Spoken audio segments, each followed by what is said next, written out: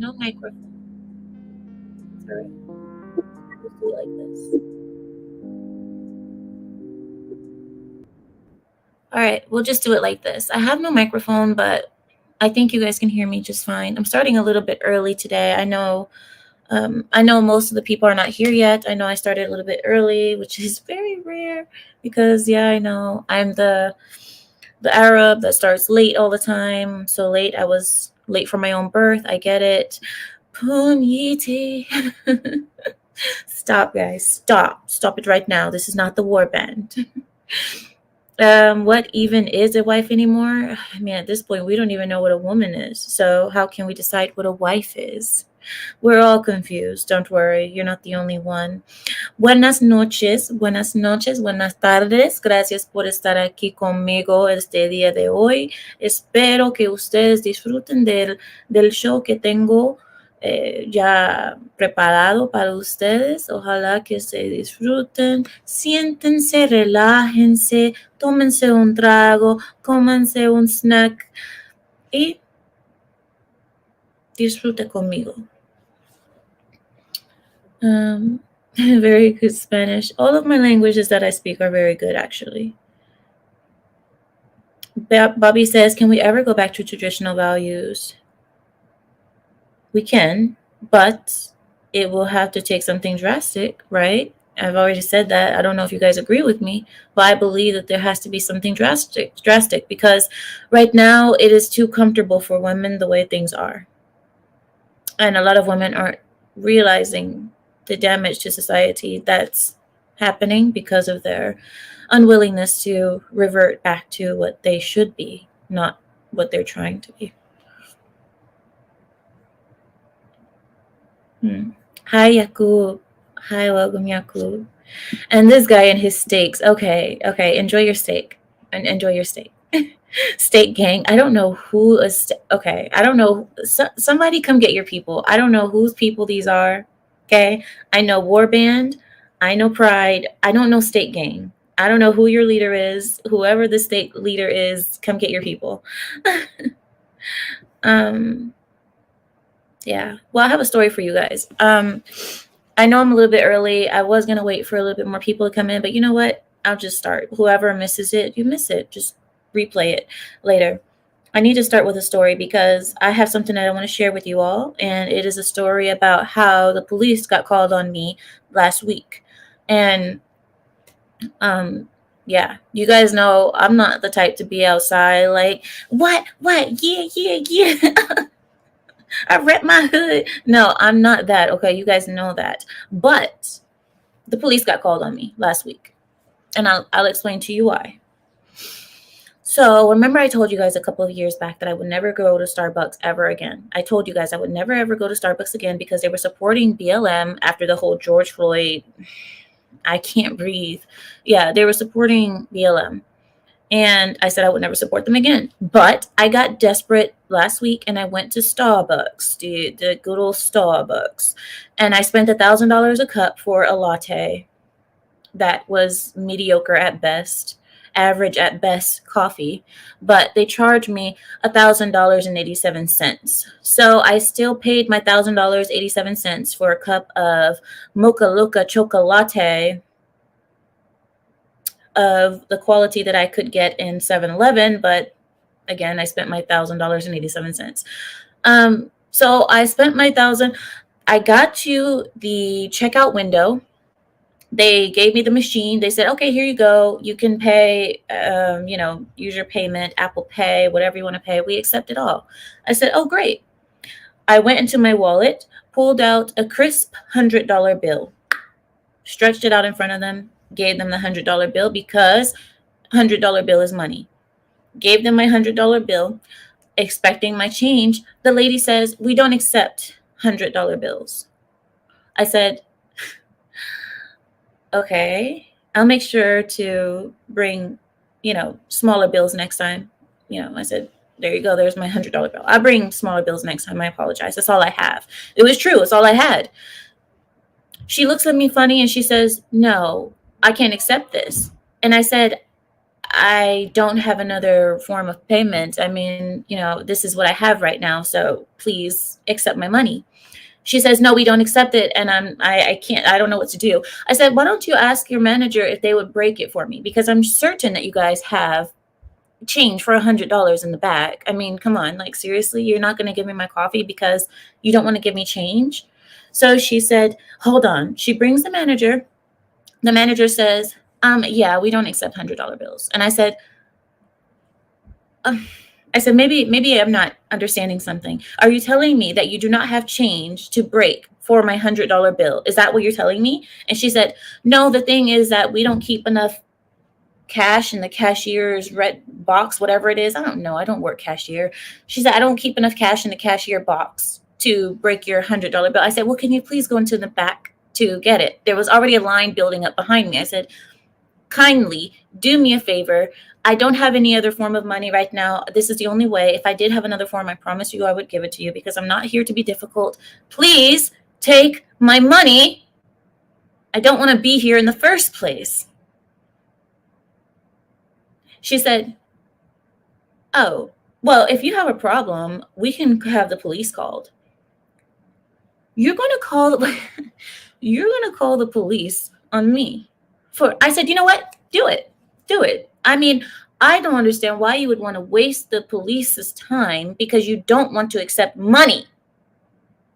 So the lady behind me is a very fine lady behind me. She was beeping the horn because she wanted her coffee as well because she paid $1,000.87 for her coffee, her mocha choca mocha latte. That is the quality of 7-Eleven, but you're still paying $1,000.87. She wanted hers as well, and I completely understood. So I opened my car door very graciously and I got out and I went to the lady behind me who was honking her horn obsessively, trying to get past so she could go to work, possibly.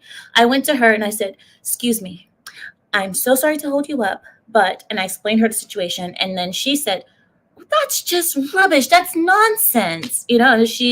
She broke my change. She gave me change and so on and so forth. And that is how I got my coffee.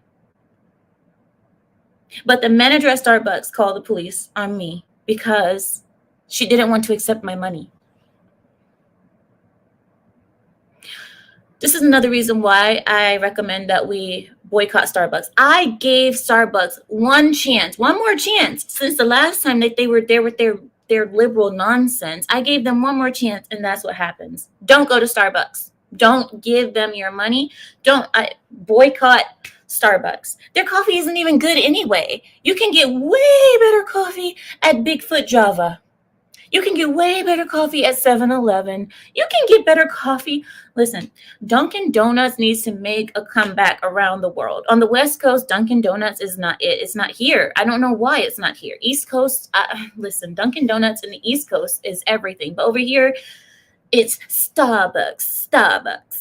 There's a Starbucks on every flipping corner, everywhere on the West Coast, in case you guys don't know. So, DJ, so retarded. It was super. And I'm like, "So you're not going to take my money? You're going to call the police? What are you going to say? What are you going to say? Tell me. I want you to practice your phone call. Practice what you're going to say to the operator. What are you going to say? Let's hear it." She's refusing." "Oh, wait, she is paying." "Well, I don't want to accept her form of payment." That's what you're going to say to the officers? You're going to waste police time? Yeah, okay. See? All right. Sorry, guys. All right. I'm calm. For the record, I don't consent to woke Starbucks coffee. Well, sir, your consent was not needed for this process to happen. This will happen with or without your consent, sir. So I'm sorry that you don't consent. It is noted for the record. Your objection is overruled. So that is what happened, guys. And yeah. She says, so you're saying you were a Karen? I guess. If is being a Karen trying to pay for my flipping coffee? Really? I guess I'm a Karen. I guess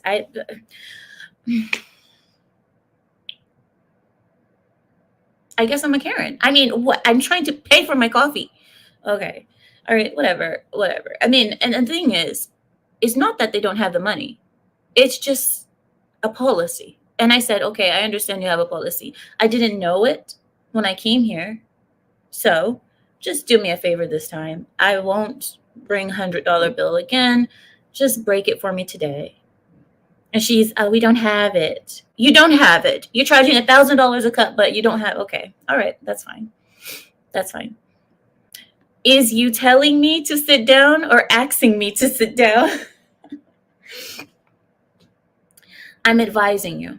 I'm advising you that your behavior can result in you forfeiting your rights to be present here in this live stream. That's all I'm saying. I'm just advising you.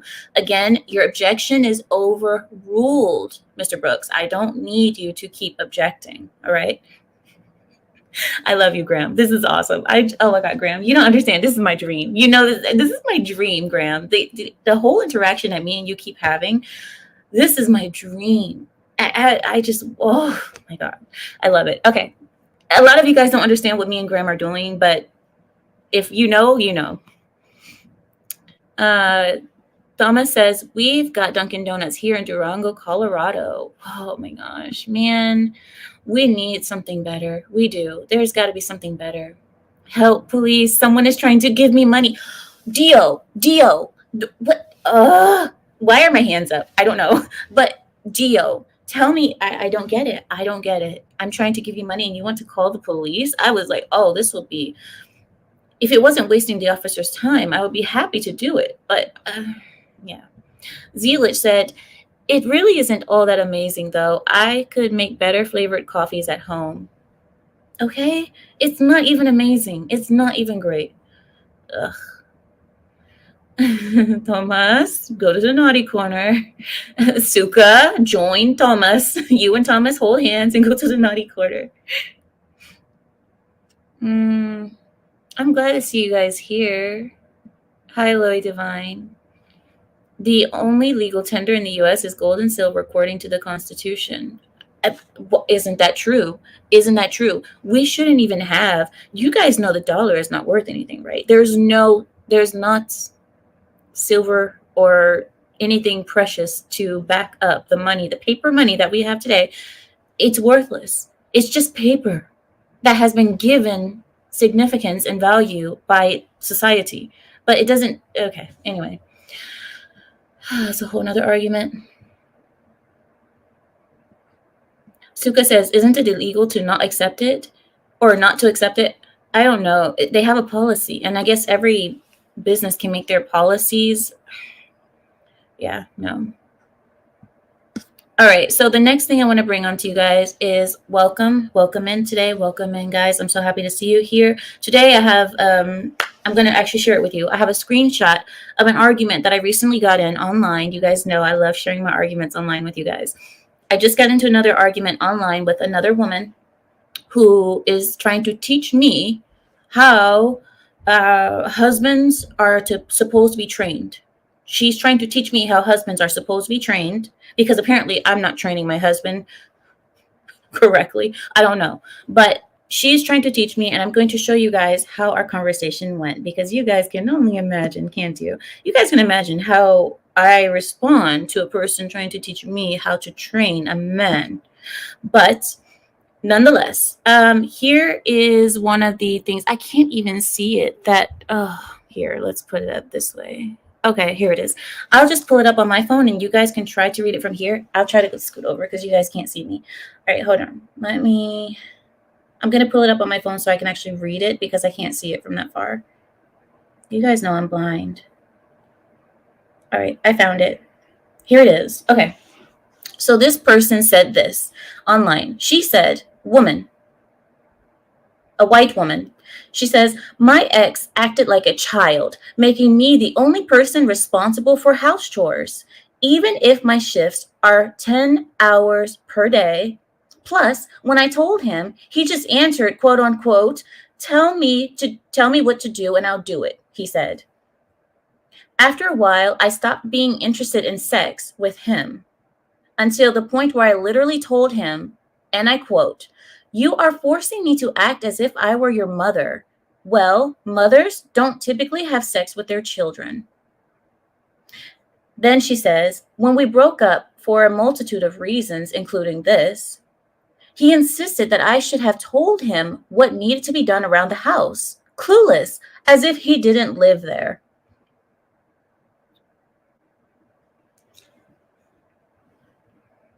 Okay. Wait. Because if you guys go further in the comments, many women were agreeing with this nonsense. They were agreeing with this wench. This woman is basically saying, I felt like I was my husband's mother because I had to clean the house after him. As he should have cleaned up along with me. I shouldn't be the only one cleaning in the house. So I feel like his mother. So since I feel like his mother, I was uninterested in having sex with him and fulfilling my wifely duties because I had to clean the house. That is what she just said. And women in the chat, you go, if you scroll down, I'll move on. Let me give you the guys the next one. People in the chat responded, agreeing with her, saying, "Oh, yes, queen, we shouldn't have to be taking care of these men as if they were their mother. These men are not looking for wives. They're looking for mother substitutes.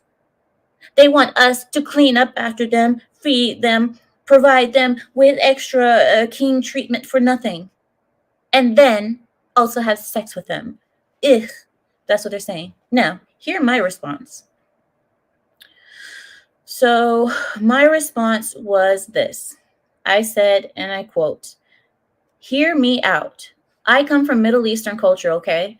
We never have these kinds of problems in our families because we, as women, grow up understanding that the home is for the woman, okay? Outside of the home is for the man.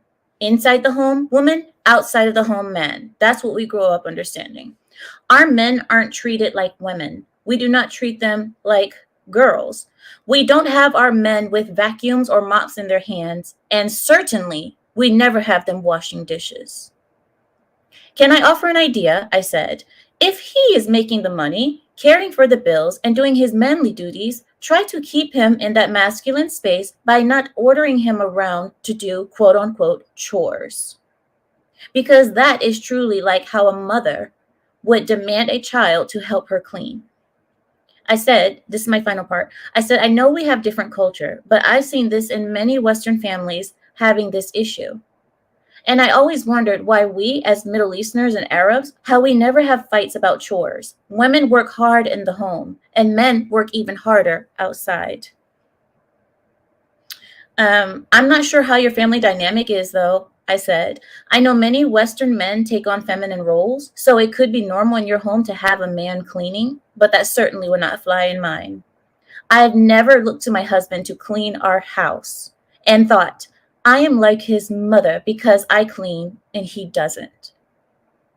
That's what I said. Now, hear me out, guys, because I know there's going to be women, some women will disagree with me because a lot of women will say, well, if we are both working, then both of us need to contribute to the house chores. If we are both out there working, then we can both contribute to the house chores. No, no, no, no, no, no, no. And I say this for a reason. I say no. Even if you are working, the house is still your job. If you cannot handle the housework and the outside work, then one of them has to go, right? One has to go. And you're not going to leave your house a mess just so you can work, right? So that means you need not be working outside. If you cannot handle working outside and still being a woman and taking care of your womanly duties, then you don't need to be working. And if it is the case that you can't afford to not work, then it's time for you to pull up your big girl panties and figure out a way to get both done, because that is not his job. Just because you take up on man work does not mean that he has to take up woman's work. That's not how that works. And that's just my view on it. I mean, a lot of people can disagree. I understand a lot of people may disagree with me, but there's reasons for this. One of the reasons is this. There was a study done, I want to say 6 or 7 years ago, where women were admitting that there was an amount of sexual attraction that dissipated whenever they saw a man washing dishes. If they saw their husband washing dishes, that part of that sexual drive and that desire for him, some of that went down by seeing him pushing a vacuum or washing dishes like a woman. Do you understand? Cooking is not feminine. Cooking is men's masculine and feminine. Cooking is not the thing, but cleaning specifically, especially in the home, there's something very, very beautiful about that when a woman does it. Not so much for men. It's just not, it doesn't work the same way around.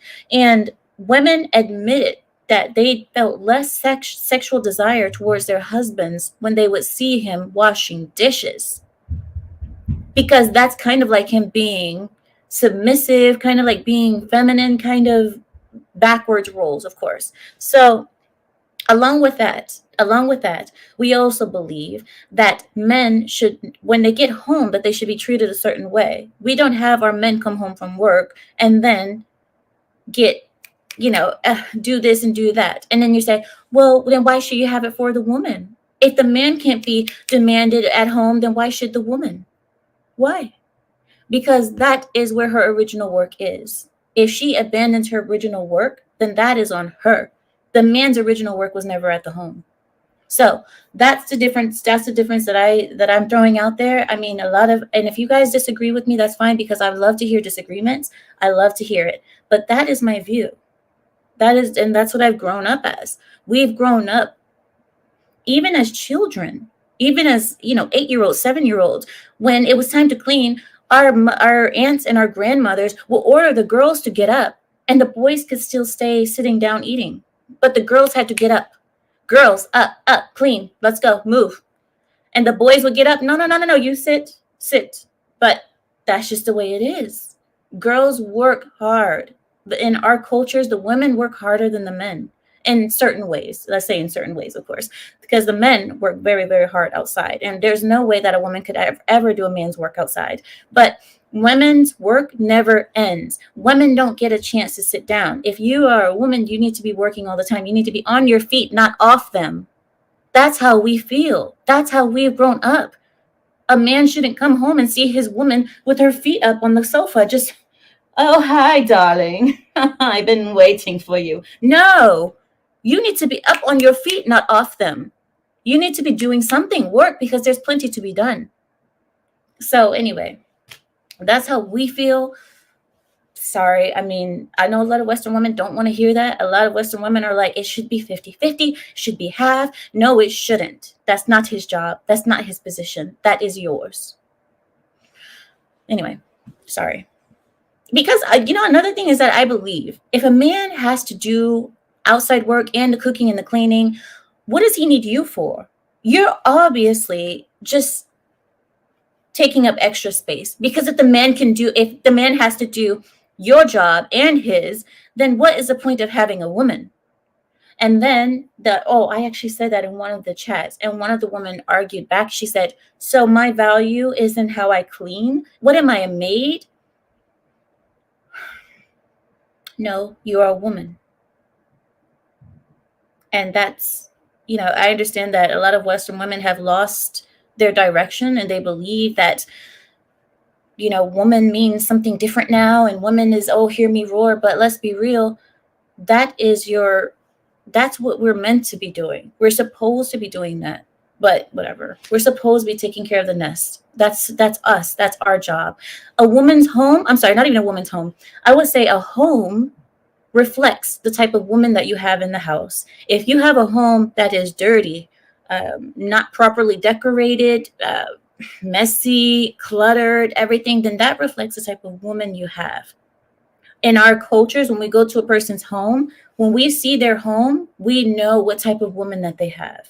Because if we look around and we see things are orderly, things are organized, things actually look pleasant and well decorated and smell good, we know what type of woman this person has. And that is just a reflection of the woman. It's not a reflection of a man. The home is not the reflection of the man. Maybe the size of the home, maybe the value of the home is a reflection of the man, but how that home is maintained is a reflection of that woman. So anyway, I know, I ranted a little bit. I'll let that go for now, but that's my view on that, and I'm not changing that. I'm not changing that at all because, like I said, I have my stepdaughters. We have kids coming as well. I'm not. There's no way I'm changing that. You know, my daughters will be raised the same way. Men are here. Women are here. This is your work. This is his work. Women don't dress like men. Men don't dress like women. Understand? That is how we grow up. So, and that's how the future generations that come out of me will also be brought up. Terry says it makes sense. Shadow says he disagrees. Shadow is 19 years old. But Shadow, let's hear you. He says, I disagree, Amira. My wall of books and firearms is a reflection of me someday. Firearms is different. That's different. Dio says, homemaker. Most women are not qualified to make a home. Ooh! Ooh, Dio. Be nice. Be nice. No, Dio, be mean. Be very, very mean. That was a good one. Because he says, most women are not qualified to make a home, lack both the disposition and skill.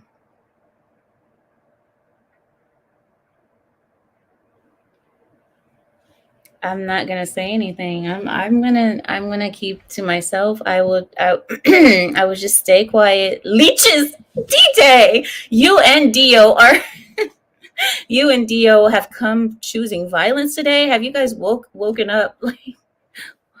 Mr. Renegade says, it's a shame that modern women don't realize that a man will make their life much easier when they just be feminine and not complain about everything. Yeah, I get it. This is why a lot of men prefer village girls. I tell you why. There's many benefits. I have sneaky ears over here. Yes? Yes. Give me. Give me. Did you bring me a gift? Give me. Don't throw it at me. Thank you. Thank you. Even though I said I wouldn't anymore. They just brought me home some Gucci Guilty. I appreciate it. Thank you so much. That's Larry, stop texting. Oh wow. Yeah, this is good. Anyway, I'll open it later. All right, so anyway. Okay. Hold on one second, guys. Be right back.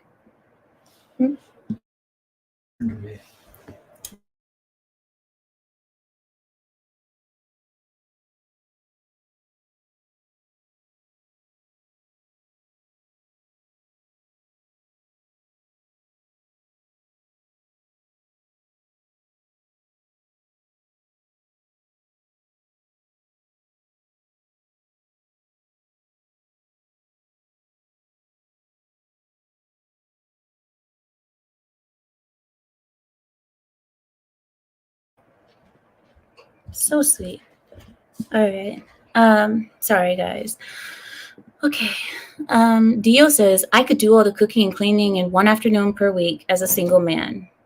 Well, yeah, I guess it also depends on how many people you have in your house too, doesn't it? Oh, Super Zuka says Minnie can't even cook.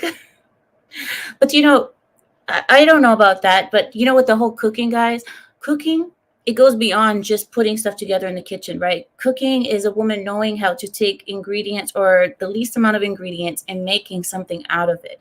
We are taught in our culture how to garden from young. We garden all the time, so we know how to make our own food and then cook our own food. We make our own breads, we make our own yogurts, our own cheeses. Everything that a lot of Americans buy at the store, we make at home. We're just taught how to do these things, so we don't need to spend money buying this brand or that brand or this chemicals and that chemicals. We do our own stuff at home organically, and that is the importance of having a good wife too. I don't mean to spend too much time on this topic, but can I just say, a good wife boosts the health of her family. a good wife, the health of the family depends on the woman's hands. Do you know what I mean?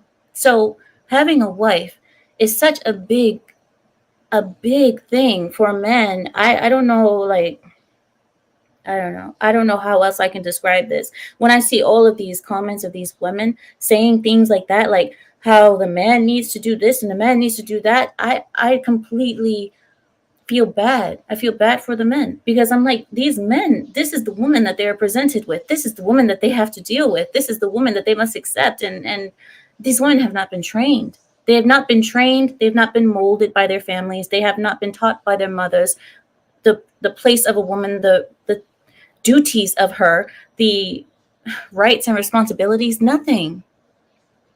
All of these women that I see today, these Western women anyway, I see that they're thrown into the dating market skillless, no skills, no proper education on what woman should be or what a woman is. Majority of women, now I know this is a whole different argument, but I had this argument today too, and I didn't take any screenshots of it, but I should have. The other argument that I had today was about women wearing skirts and dresses versus wearing trousers and pants. So there was a preacher, a street preacher. I don't even like street preachers, but this man was going around telling women, if you, this is my microphone, okay? Women, if you see a man running around in a dress, what are you going to think about him? And the women, without hesitation, said, oh, we're going to think he's feminine. That obviously he's not a man. He's wearing a dress. He's a man in a dress.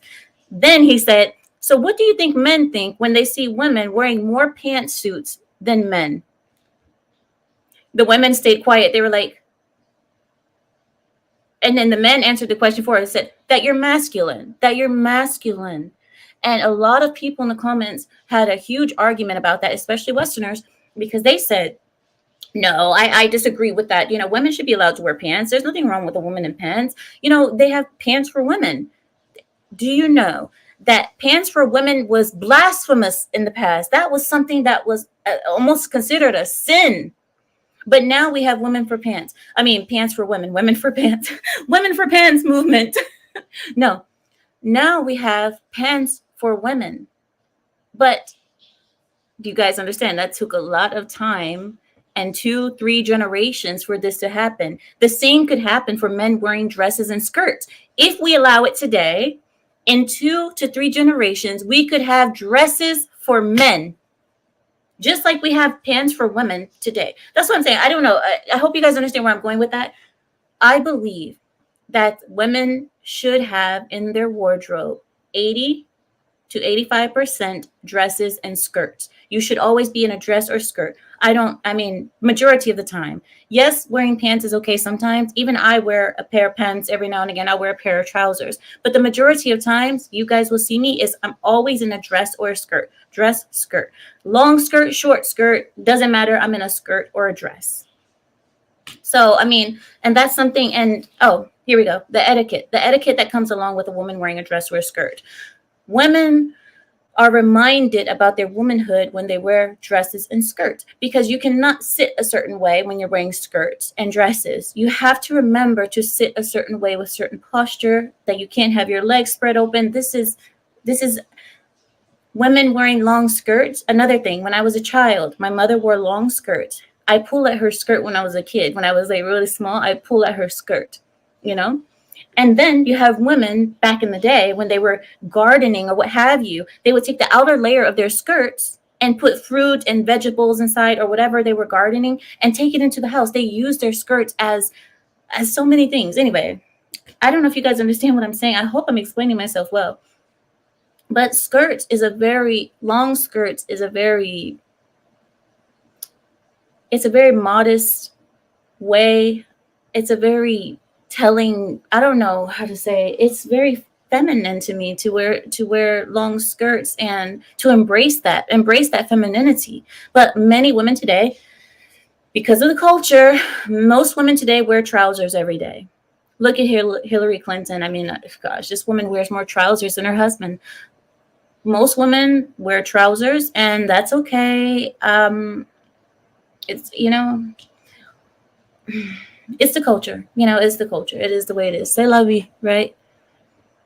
So yeah, so that was the argument about trousers versus dresses and what changed in the culture to make women think that this is okay, an okay way for them to dress on a daily basis, and so on. So a lot of people see these things as very small issues. A lot of people are like, why are we focusing on such small things, like where if they wear a dress or if they wear pants? Because these small things make up big behavior changes in society that people don't realize until it's too late. Small things make big behavioral changes in society. Small things like the type of music we listen to, the way that we speak to one another. These small things have made huge changes in our societies, Western societies and civilizations, as a whole, you could say. Small things matter. The long skirts versus women in trousers, that small thing made a huge difference in the behavior of the women in our societies. How women sit, how women walk. Women don't even walk the same anymore. If you guys haven't noticed, look how the average woman walks outside. Go to the mall and look. The average woman does not move her hips anymore, does not sway her hips. There's not that natural sway, not a sexy sway. I'm not talking about being sexy or sensual or what have you, but women used to walk a different way because they were always wearing skirts and dresses, so they walked a certain way. Does that make sense? Now women are always in trousers. They walk more up here now. Do you understand what I'm saying? These small little things make big differences in the behavior and the I mean, I don't understand how people don't notice these things. Women even walk differently now because of these things. But no, no. These are small issues, Amira. Why are we focusing on the small stuff? We should be worried about the big stuff, right?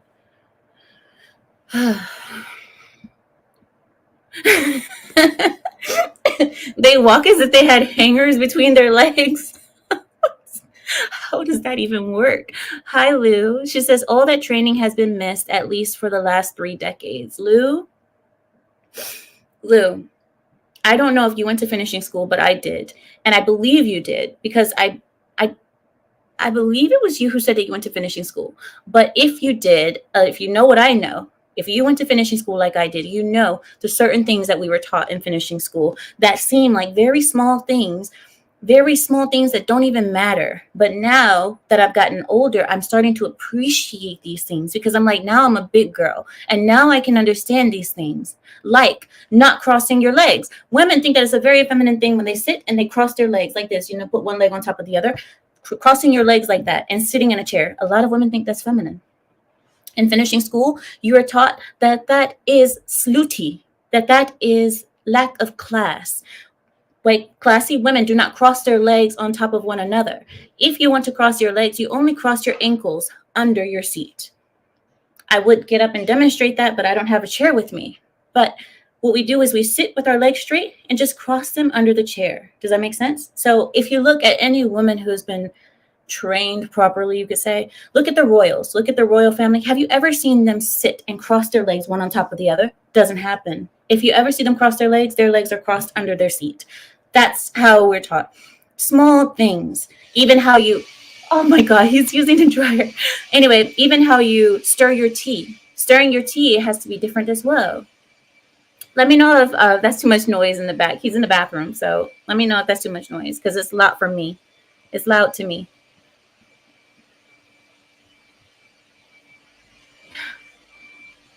What?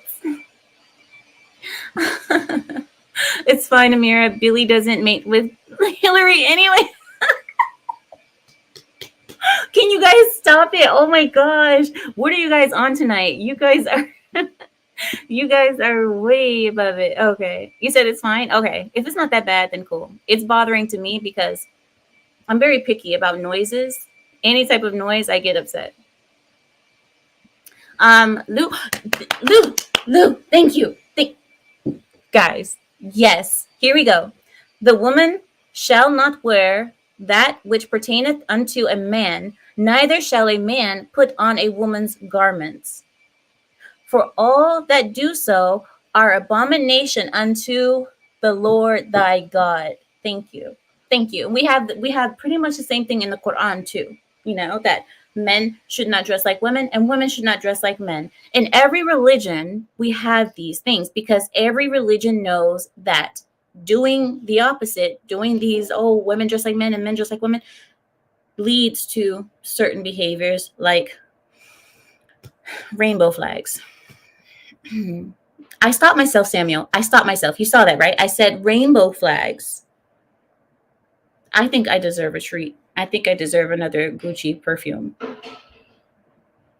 But I said rainbow flags. Thank you, Samuel. Thank you. I appreciate the acknowledgement. I've been working on myself lately. I've been working on it. Except the small hey, bring it together, bring it back. We are trying to be good tonight. We are trying. Thank you. All right, guys, are you guys ready for some news? Let's do the news. I want to give you guys a couple of news articles. Sir, put some clothes on. How dare you? Sir, clothes, please.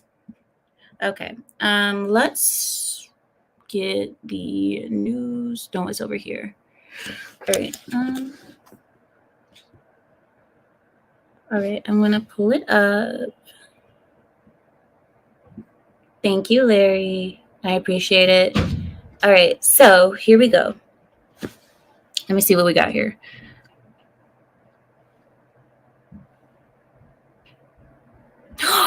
Ooh, Larry. Okay. All right. Yeah, this is. Okay, my husband told me to shut up. Okay, sorry. All right, I don't even know where to start, Larry. The whole list is amazing. This is great.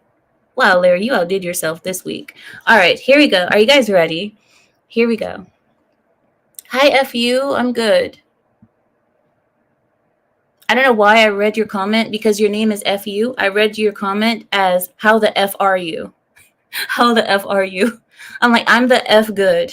All right, here we go, guys. In the news, Gen Z musician Zoe Wins, who is 20, she posted an emotional plea on social media begging the public to buy her music.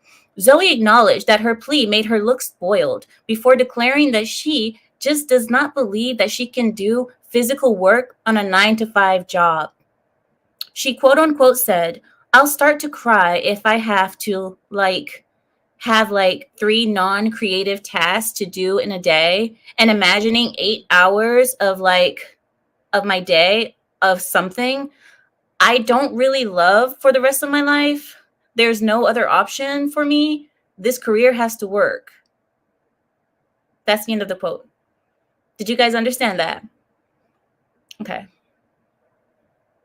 Wait, I think we have a Gen Zer here. Well, I'm a zillennial, so I don't really count as a full Gen Z, but we have a Gen Zer, a full Gen Zer. Shadow, I call of thee.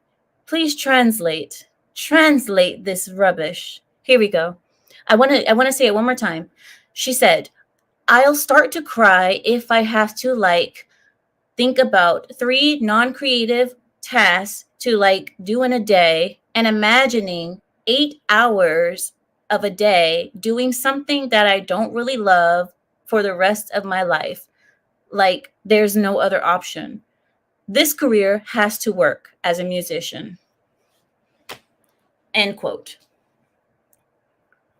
Shadow, get to work. Translate. Zoe is just one of many Gen Zers who are complaining about working the typical 9-to-5 job. Earlier this year, another Gen Z content creator complained about having no free time because of work. These poor children. I am so sorry for you 17 to 20-year-olds to have to get out there and work a 9-to-5 because you're unskilled labor, and you should be lucky that anybody even took a chance on hiring you. But I'm so sad that you have to deal with working 8 hours a day. My gosh, it sounds like slavery. Next, in the news, a female pastor leaves her faith to join OnlyFans.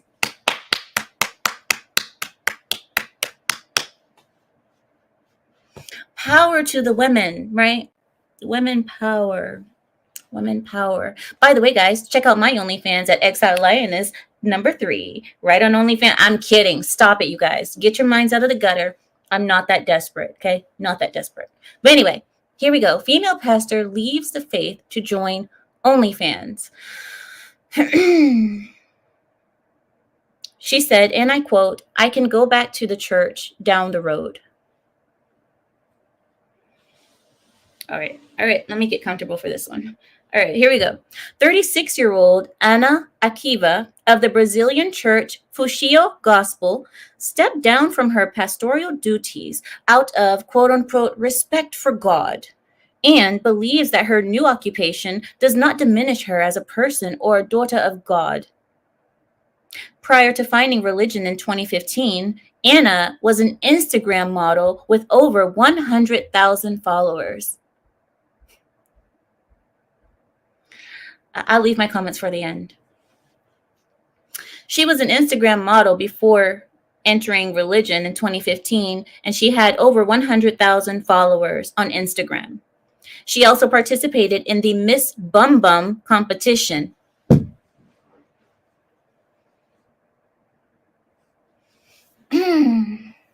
Miss Bum Bum. All right. You guys know what that means, right? You guys, I don't. All right. I don't need to, I don't need to. All right, here we go. I don't need to translate. She participated in the Miss Bum Bum competition, which determined the best, it determined the best peaches in Brazil. Anticipating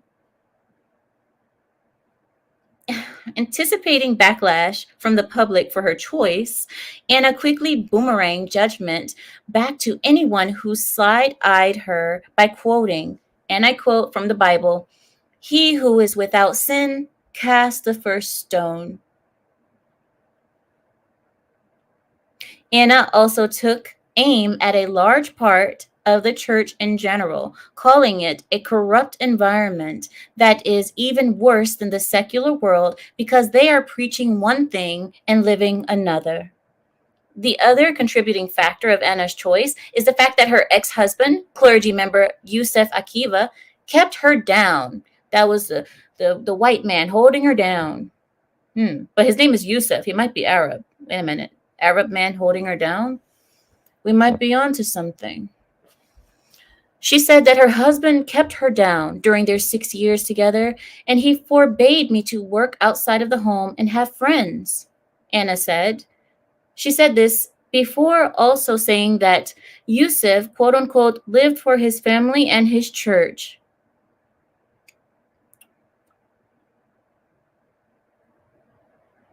However, Anna returned to her accusations, saying that Yusuf called her rubbish and spit in her face. See, I think he is Arab. I think he's Arab because that is a very, very Arab thing to do. Yes. Call the woman what she is and then give her a punishment. That's a very I'm sorry. Okay, no domestic violence. I forgot. All right. So she said that Yusuf called her rubbish and spit in her face. Anna ended her interview by asserting that many women in the church stop turning off. She ended her interview asserting that many women in the church are silently experiencing the same mistreatment by narcissists that hide behind religion. It should be noted that while serving as a pastor, Anna reportedly was still and is a flight attendant.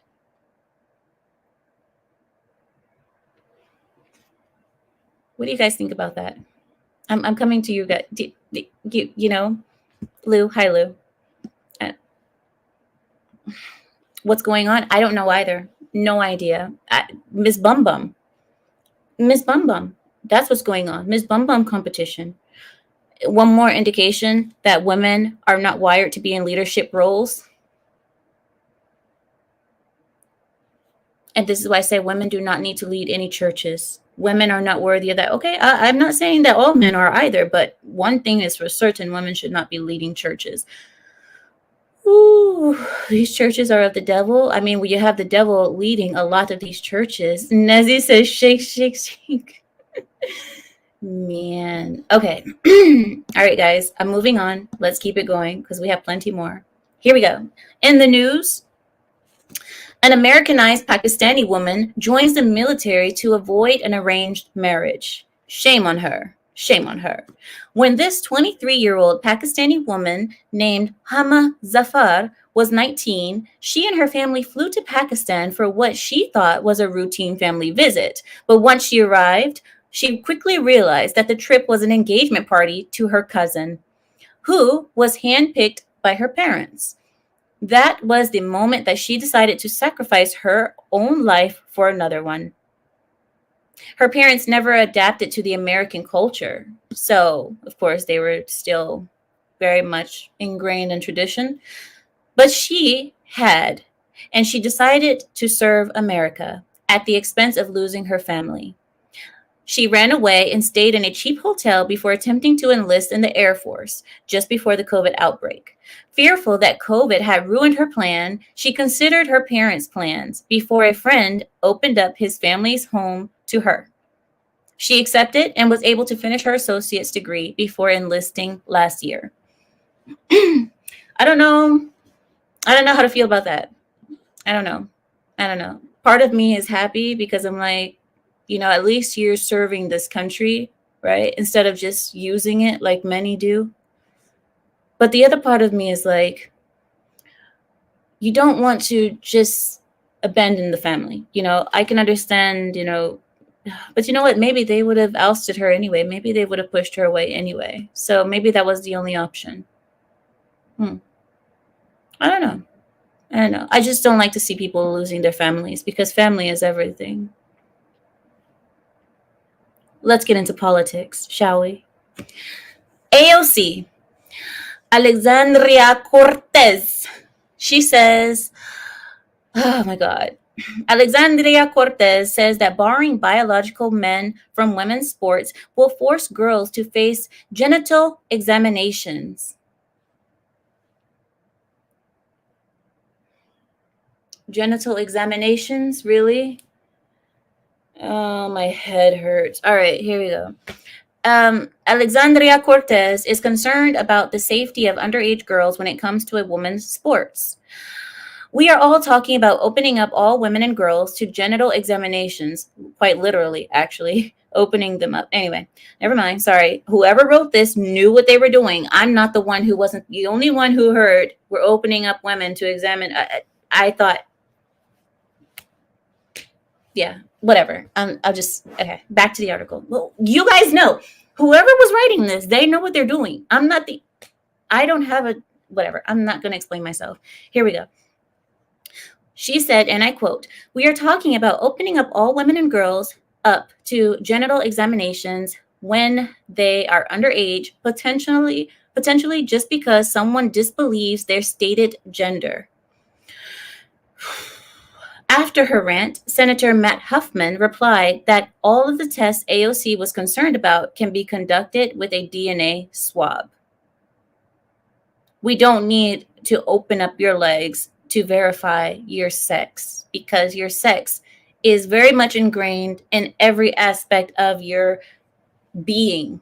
Your sex is heavily ingrained in your DNA. We don't need to open your legs and have you spread eagle to confirm if you're a girl or boy. Okay. Anyway, but let's give AOC credit. She's been out of the news for a very, very long time.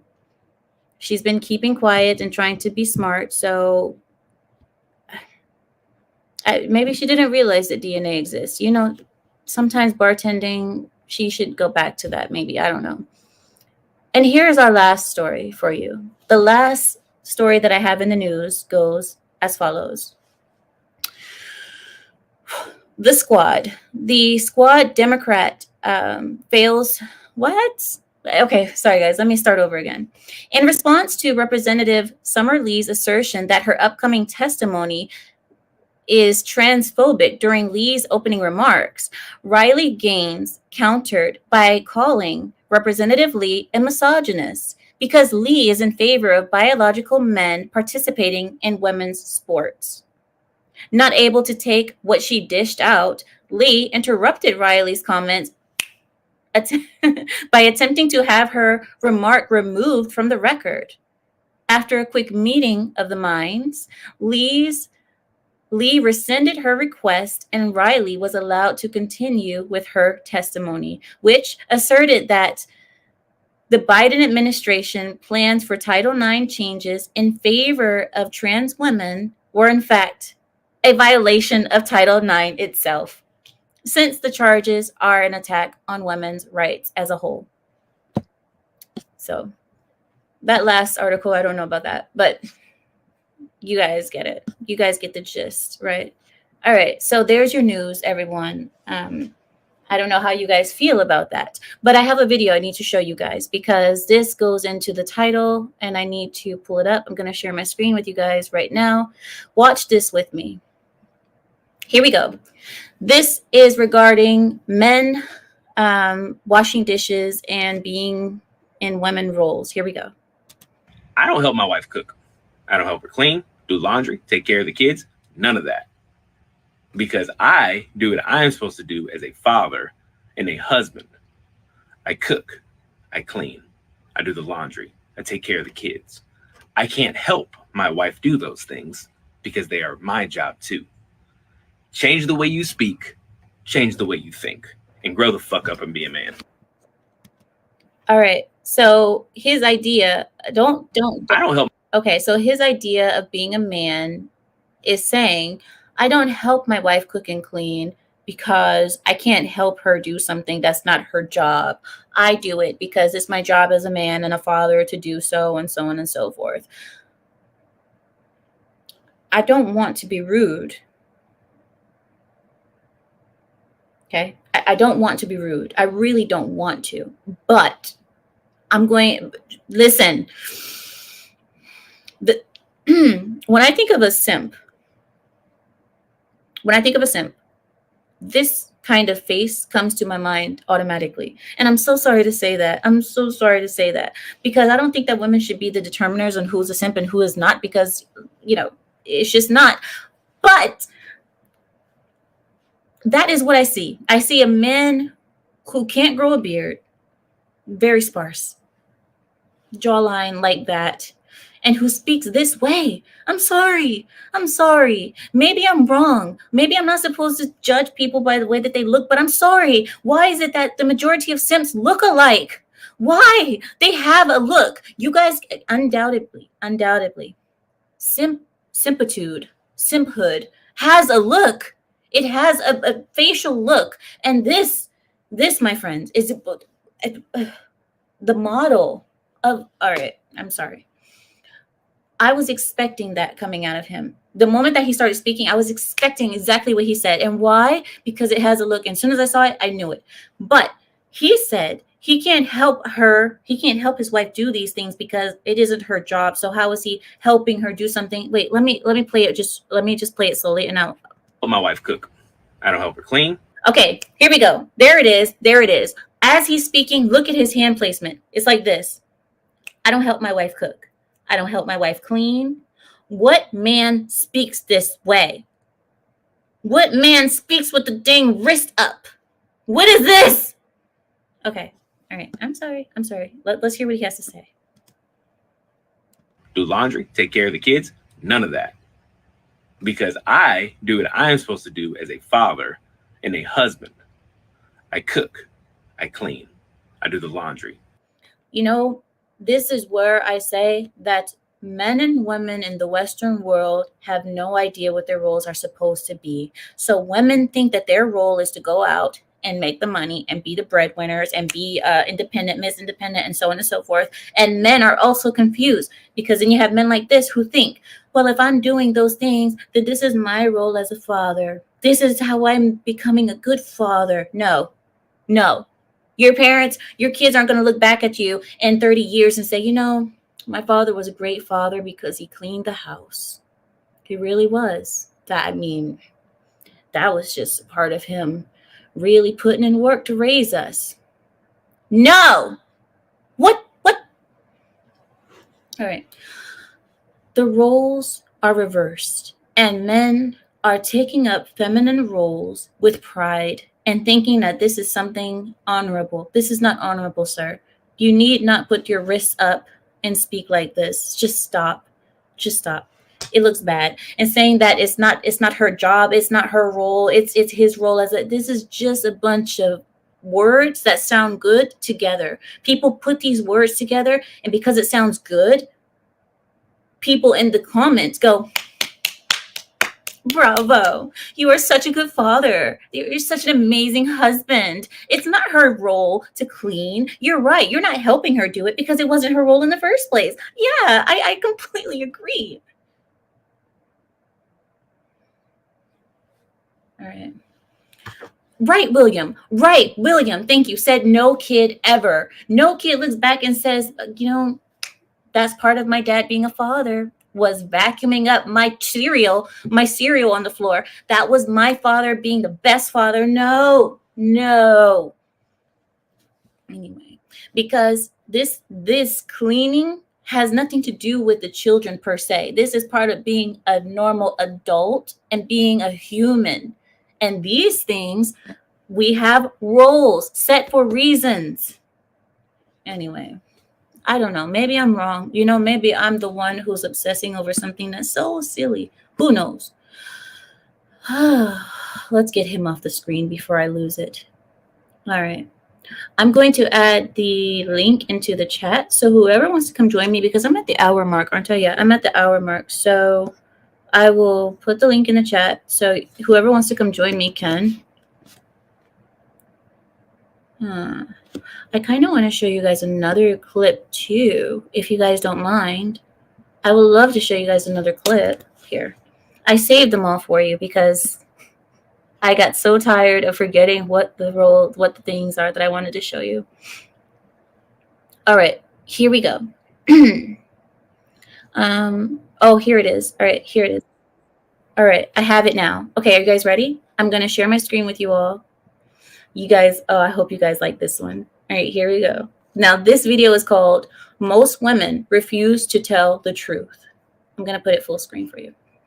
Body count shouldn't matter, doesn't matter. If body count doesn't matter, if it shouldn't matter, what is your body count? Natasha, we'll start with you. Wait, you just asked my body count? Yeah. I would rather not say. All right, Cynthia. I would prefer not to say. Wow. I also prefer not to say. Oh, she say Just it. out of respect for my family. Don't use them. Yeah, I would rather not say. Obviously, I'm not gonna say. Oh my I'm God. sorry. Okay, so you guys heard that video. He said if body count doesn't matter and there's nothing wrong with body count, then all of you say your body counts now. The women all refused in unison to state out loud their body counts. Now, you guys are going to hear me, and you guys might disagree with me, but I'm going to give you a reason why I believe a woman should not do this, because even though I understand his point, boundaries, women, ladies should have boundaries. Women should not be disclosing sexual things about herself online, in public, in front of the world, no matter what. It doesn't mean that she's a hoe if she doesn't come out and prove with flags and so on. It doesn't mean that, because for me, if I was asked this question, there's no doubt in my obviously you guys know me, there's no doubt for mine, but I don't have to go around proving that to other people and saying, guess what, guys, I've only had one husband, one partner, one everything. Like, I don't have to do that, because it's not classy to do that. In fact, I'd be offended for them to ask me that question in such a public space, and knowing that I have a husband to ask me that, it would be out of pocket, out of place. But I am a married woman. So I don't know how it is for single women, but if you ask a married woman that is very out of pocket, out of place. You do not do that. Don't ask her sexual things. Don't ask her favorite positions. Don't ask her what she does or how often she doesn't or what. Don't do that. That's none of your business. That's none of your, So anyway, so you guys might disagree with me for saying that, but these women, by not doing that, I'm not mad at them.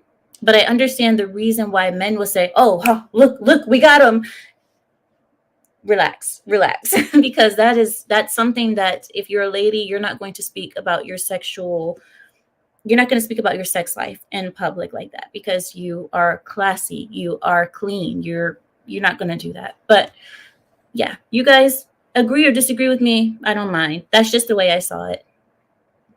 And I don't know, for me, I get the point though. Like I said, I understand why the man did it, because he said if it doesn't matter, then why not? You're already talking about your body count. So if you're saying that it doesn't matter, then at that point you probably should disclose it, because if you're already speaking about it, then yeah. So I don't know. Like I said, I wouldn't even be in a conversation like that, because I don't, that's not the type of conversations that I would have with anyone other than my husband. All right, so I want to show you guys something else, but hold on, let me look it up. Let me pull it up for you guys. Right, William, he said, we do not care about these 304s. Exactly. Good, good. You can't show your your rear end online and be above listing your body count. Dio, that's savage. Oh my gosh, that's funny. Scott says, no, false, just lie and say 2, multiply by 3. 6 isn't even double digits. Best answer, do not answer. You guys are hilarious. Well, you know, the other thing is, even if a woman were to say a number, nobody would believe her. So what is even the point of trying to say this or that, when these women are out there? You know they're single, you know they've never been married, but you also know they're not virgin. So, you know, no matter what number she says, nobody is going to believe her. Even if she said that she's only had one love in her life, her whole entire life, she's only had one man that she ever loved, and that was it. Even me myself, I probably wouldn't believe her. I'd probably be like, but you're still single, so how is that? You had a love in your life, but is he dead? Is he alive? Why are you not married? There's so many questions. If that was, it doesn't make any sense. So, I mean, that's another thing. What's the point of even giving a number if no one's going to believe anyway? So it's kind of a sick game of, let's try to see who's virginal and who's not. And it's never, there's no winner. There's no winner in that game. So, yeah, I don't know. But hey, it's fun. It's fun to do online, and it's fun because women get uncomfortable speaking about that, but yet they speak about other things so freely on OnlyFans. So it does make you wonder. I'm so glad I'm not a man. There are some times when I'm so happy I'm not a man, because if this is what I had to choose from, I don't know what I do. I don't know how you men deal with it. I really don't. Lou says it's very disrespectful indeed. I agree. But Lou, we also have to remember that they're not women like you and myself. They're not married women. These women are single women, definitely not virgins.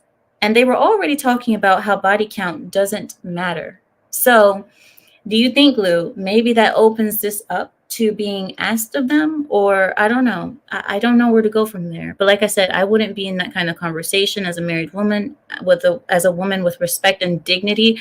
I wouldn't be able to be in that kind of conversation. I would be highly offended that a man would ask me such a question like that, knowing that I am owned. I'm like, I'm owned. You can't ask that kind of question of me. So William says it's painful being a man. Oh my God, I'm sorry. I'm sorry. He says miserable out here. I'm so sorry about that. Yakub says it's clear that marriage in America has, I'm assuming you meant no value. I don't know about that either, Yakub. I wouldn't go that far. I would say that societally, it is losing value. And it's not really the marriage that's losing value, it's the women. Women are losing their value. Women have no more value anymore in this culture that we have today. The reason is because they are devaluing themselves. They devalue themselves through their behavior, their actions, their immodesty, their vulgarity, their easy willingness to, never mind. You understand. Zelich says, there's a reason a lot of us guys are single these days. You never know who you are with and what their past was. Man, I there was this guy, I don't know if you guys just recently heard, but there's this basketball player, he's retired already, but his wife, has recently gone online and it's gone viral that she went online and she exposed that she's been having a OnlyFans this whole time during their marriage, and she's been making plenty of money off of it. And when he found out, he was devastated and he was yelling at her in a video. This video went viral of him yelling at her, and then she turns the camera to herself and she walks up the stairs basically saying, yeah, but what are you going to do about it? I'm not having sexual intercourse with anyone else. It's just me by myself. People are just watching me diddle with myself, or I forget what the word was that she used. It was something. Oh God, it's coming back again. Oh God, it's coming again. All right. I'm going to stop because you guys know once that starts, I don't want to. Okay. But yeah. So anyway, she said that, and yeah, I'm going to let that go because it's coming back again. All right. I don't want to. All right. Oof. Oh, really, D-Day? You said you remember that? Exactly. He says, I remember that. He knew who she was, though. It's on him. Well, she was a porn star before they ended up being together. So, oh, man, my stomach is bubbling. My stomach is bubbling. Woof. Oh, my gosh. And you guys know the reason why. You guys know the reason why this starts? There are people who know why this starts with me. Lou says, oh, they absolutely opened up to those terrible questions, and most of them are there for the clout and attention. Lou, imagine these girls are there for the clout and attention, but instead they're receiving ridicule and shame, but they don't even realize it. That's the most amazing part. They don't even realize that they're being ridiculed and shamed because they're so excited to get that clout and attention. They're like, oh, people are looking at me. I did my perfect outfit with my breast hanging out for this, and people are looking at me. I'm getting so much attention. Look at my breast. Look at my whatever. I'm going to get so many new followers, not knowing that all of the men there are just laughing at them.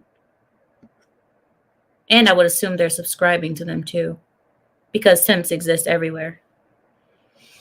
They're subscribing to them to see more of their breasts, I'm assuming. Bring back the patriarch.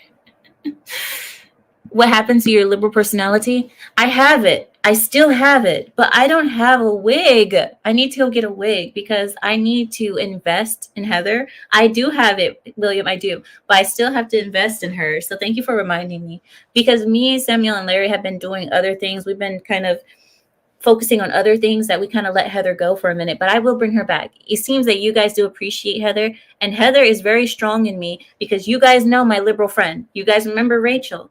Rachel is where Heather comes from. So you guys met the original Heather. Rachel is the original Heather. So I'm just being honest. Yes, William. Rachel. She is the original Heather. I'm serious. That's where I got Heather from, because anytime I want to think like Heather, I think about Rachel. And I know what Rachel would say. What would Rachel say in this situation? And then that's what I say for Heather, if that makes sense. So yeah, bring back Heather. Bring back Heather. I will.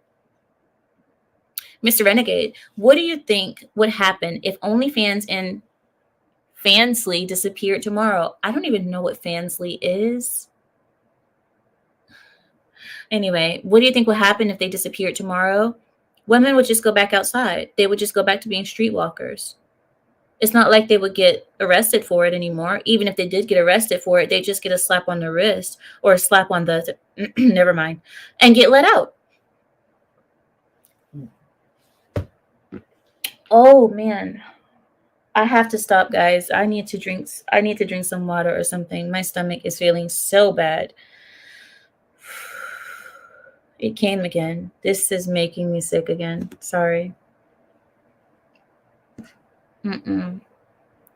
They will also Complain to daddy government. Really? Fem slee is classy lewd for cheat? What? What do you mean? Do you mean nudes? Like is it like OnlyFans? What is it? What is it? What are you guys talking about? These women make me sick too. Oh, okay, I see what you're saying, DJ. It said it's just another OnlyFans. Ooh. Lou says he learned about you can't turn a ho into a housewife.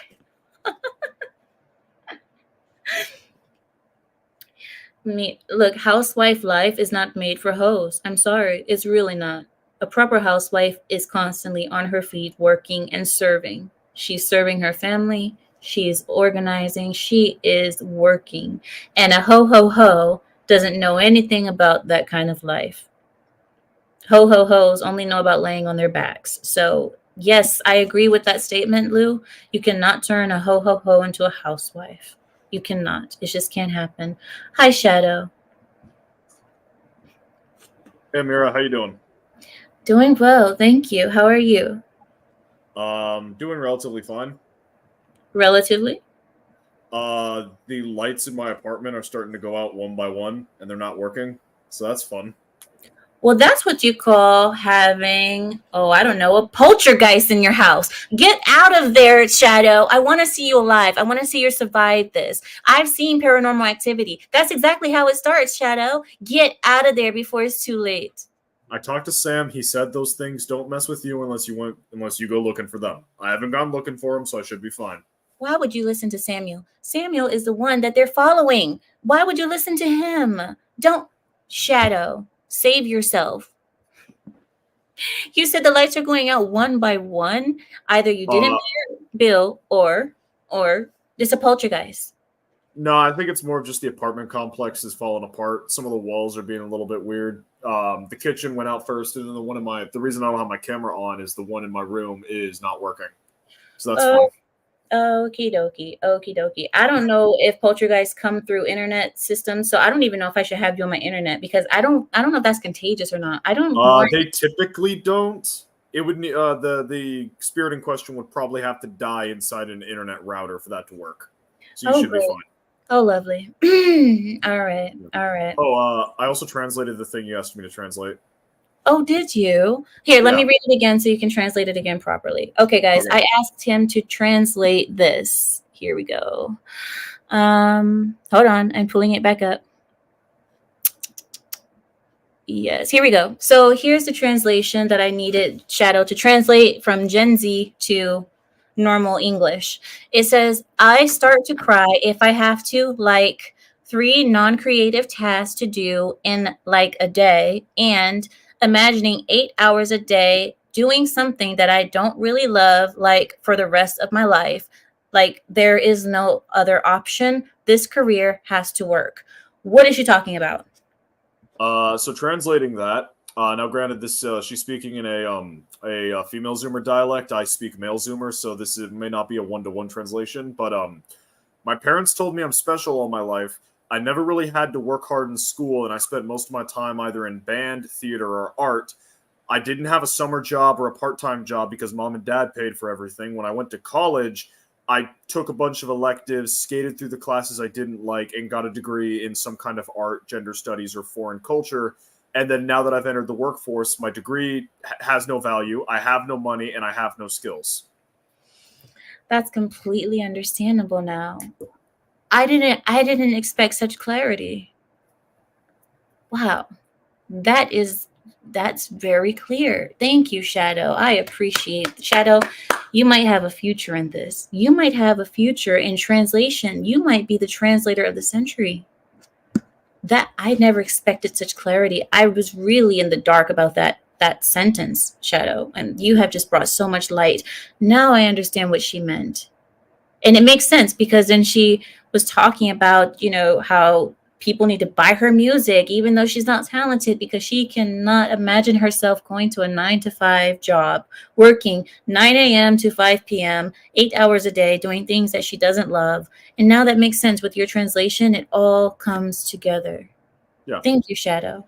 You're welcome. That's what we need. That's, you guys see that? Yeah, right, Dr. M. He nailed it. I mean, I didn't. Yeah, F you. They really do. This has been proven. Yeah. Are you talking about the one video Samuel showed about like the two Zoomers getting into a fight over a girl? That No. ended in like the bodyguard dropping a guy? I'm not doing this. Oh, I see it, Samael. You put it in the thing. Okay. It's okay. I think it's actually better that he said it in real life, because it hits harder when you say it in real life, right?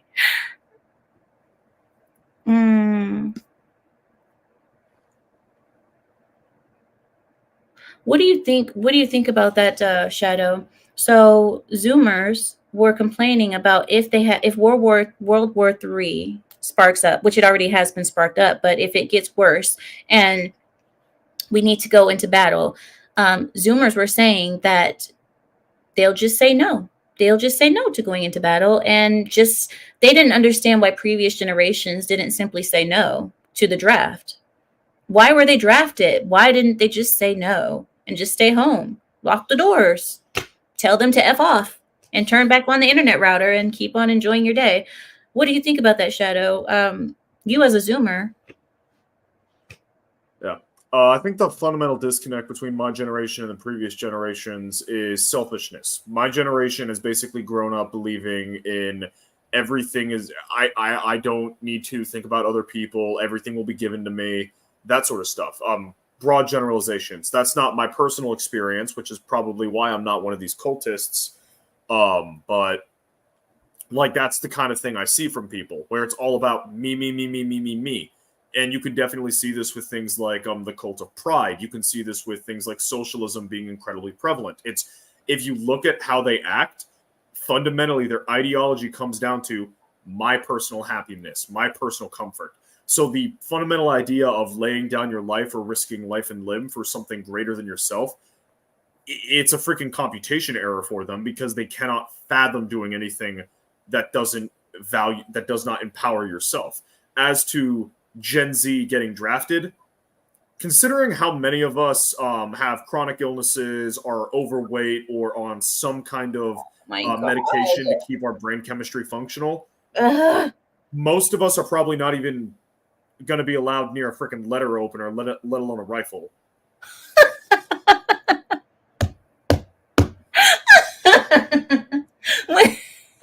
Can you imagine the qualifications, the new qualifications that the Army and the Navy and everybody else is going to have to, and oh my God, it's going to be glorious.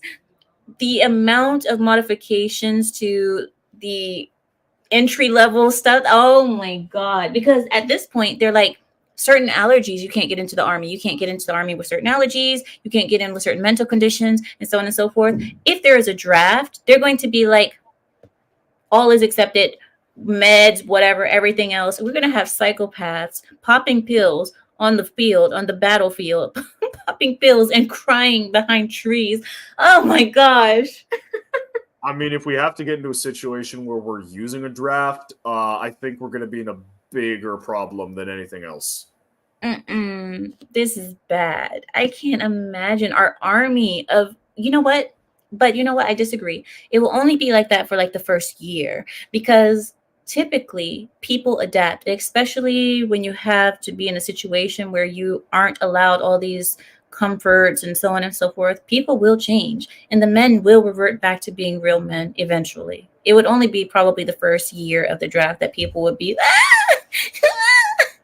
I mean, it depends on which ones survive. Though, to be fair, I mean, the United States we don't really need a draft, honestly, like, unless things get really, really bad, because we can just get other countries to provide the manpower in a lot of the operations that we would need to do. D14 says, I will not fight for a country that hates me. You are smarter than me, my friend. You know, the thing is, it's not, it's about taking our country back. We can't allow the faggots. Oh God, sorry. I put the She meant cigarettes. She meant cigarettes. exactly the Newport fags, Newports. We can't allow that to dominate our nation. We can't allow that to be the end all and be all and just throw in the towel. That's what I say. We can't allow it. And we have to change it somehow. And if we all just say, I'm not going to fight for it, I'm just going to give up, then I don't know. Let me wait 1 second. I'll be right back. Samuel, can you, I'm not doing this. I suppose. Okay. Just give me a second. My husband, I'll be right back. Yeah, all right. I mean, I've always thought of it this way: that and I never served in the military, so take it with a grain of salt, folks. I am willing to fight for my nation and my family and my people. I am not willing to fight for Washington, and Ukraine's not my goddamn nation. Yep. If that makes sense. No, that makes total sense. Yeah. I have no desire to be beholden to the whims of a bunch of people in Washington who never stepped foot on a battlefield in their entire lives, sending me off to die for some cause that has nothing to do with my people. Yeah, absolutely. And I mean, that's why, like, throughout human history, you've always had like propaganda campaigns to get people to do that kind of stuff, whether it be you're fighting for your God, whether it be you're fighting for the God, whether it be like, you always need a reason. The problem is, in order to break down the national identity to bring about the like the WEF's globalism plan, they've broken the idea of America, and in doing so, they can't recruit Americans to do their fighting anymore, which I think is hilarious. In an ironic way, not in like a ha-ha way. Right. Yeah, there's nothing funny about it, but Yeah. and that's why I've said repeatedly, and I'm not the only one saying this. There are many other people saying this. Washington, D.C. is the enemy of the American people. Yeah. It's Period. a bunch of people who want to bring back aristocracies or some kind of feudalism, and they're just doing it in the most incompetent way possible. Yeah, yeah. Well, I mean, I don't think there's anything incompetent about it, man. I think it's deliberate. I think it's very calculated. I think that the people that they put up for us to look at, like the hyena in the VP's office or Joe Biden or whatever, they're deliberately designed to look incompetent because they ain't the one running shit. The hyena. I come back to the hyena. Yeah. So and she's always cackling for no reason. That's true. I somewhat disagree, Samael, just because like they need some kind of like janissary is the best term I can use for like what the US has kind of been for like putting things into different places with different proxy wars or different economic embargoes. I think they may have accidentally like acted too fast and broke the US before they could really set up everything, because you've still got parts of the world that are hinterlands rising into empires, like Turkey or Iran are making moves, and unlike China, they're not in decline. Who is this? This is Will. I don't know if it's your Will. I don't think it is either. No, I mean, I watched sometimes like I think 6 months ago. But I mean, I just see you whenever you see there's a show on your channel. So sometimes I watch a few streams after. I think you had a live with him. So I mostly I let it on it. So I guess I find your YouTube. It's just when you're live, sometimes I join on. What's your name? Oh, just Will. Will? Oh. Do you go by anything else in the chat? Oops. Yeah, William. I think I'll just. William. William Muddy? Yeah. Oh, hi, Okay. William Muddy. Oh, okay. I see you now. That's Hugh. Okay. Hey. Yeah. Right, I'm gonna drop in the back now. Samuel, why do you leave me on such times? Why does thou leave? Yeah, you can go, Samuel. It's fine. Oh, he didn't even need my permission. He's just bye. Will. So, Will, I haven't heard from you ever in person. Do you want to talk to us about who you are, what you do? Do you want to say anything about yourself? Typically, I ask questions like, what's your social security number? What's a way that I can reach your parents for contact? Are you a citizen of this nation? That's typically the things that I ask. But Often and stuff. no, okay. Let me ask you this. Will, are you a conservative? Oh yeah, like more nationalist. More nationalist? But More of a nationalist? yeah, more of like more Christian, like that nationalism or something like that. But I mean, I guess I'm a conservative in terms of politics. I mean, I Yeah. do vote for conservatives, but I mean, they do a bad job. Will you be voting for Trump this go around? Yeah. I mean, he has my full support. Right 2016, on. 2020, and Right on. Will, are you married? no, but I do have a girlfriend. That doesn't count. Okay, then. Will, are you in the younger generation or are you older generation? Or are you same as me? 37. So that's Older than me, but not too bad. You're still millennial. You're still millennial. Okay, then. yeah. Let me see. What else can I ask you? Let's see. You live in America. What side of America do you live in? East Coast, West Coast, Northern, Southern? The deep south, Deep South. Oh my goodness. Oh wow. Mississippi. Mississippi. Let me ask you, in Mississippi, I've never been to Mississippi, but in Mississippi, the politics in Mississippi are majority conservative, correct? Yeah. But isn't the majority of the population in Mississippi African American? No, it's still white. I think African Americans are, I think 40% or 30% of the population. It's That's quite a definitely lot. heavily black. Yeah. Yeah, that's still quite a lot. So let me ask you this.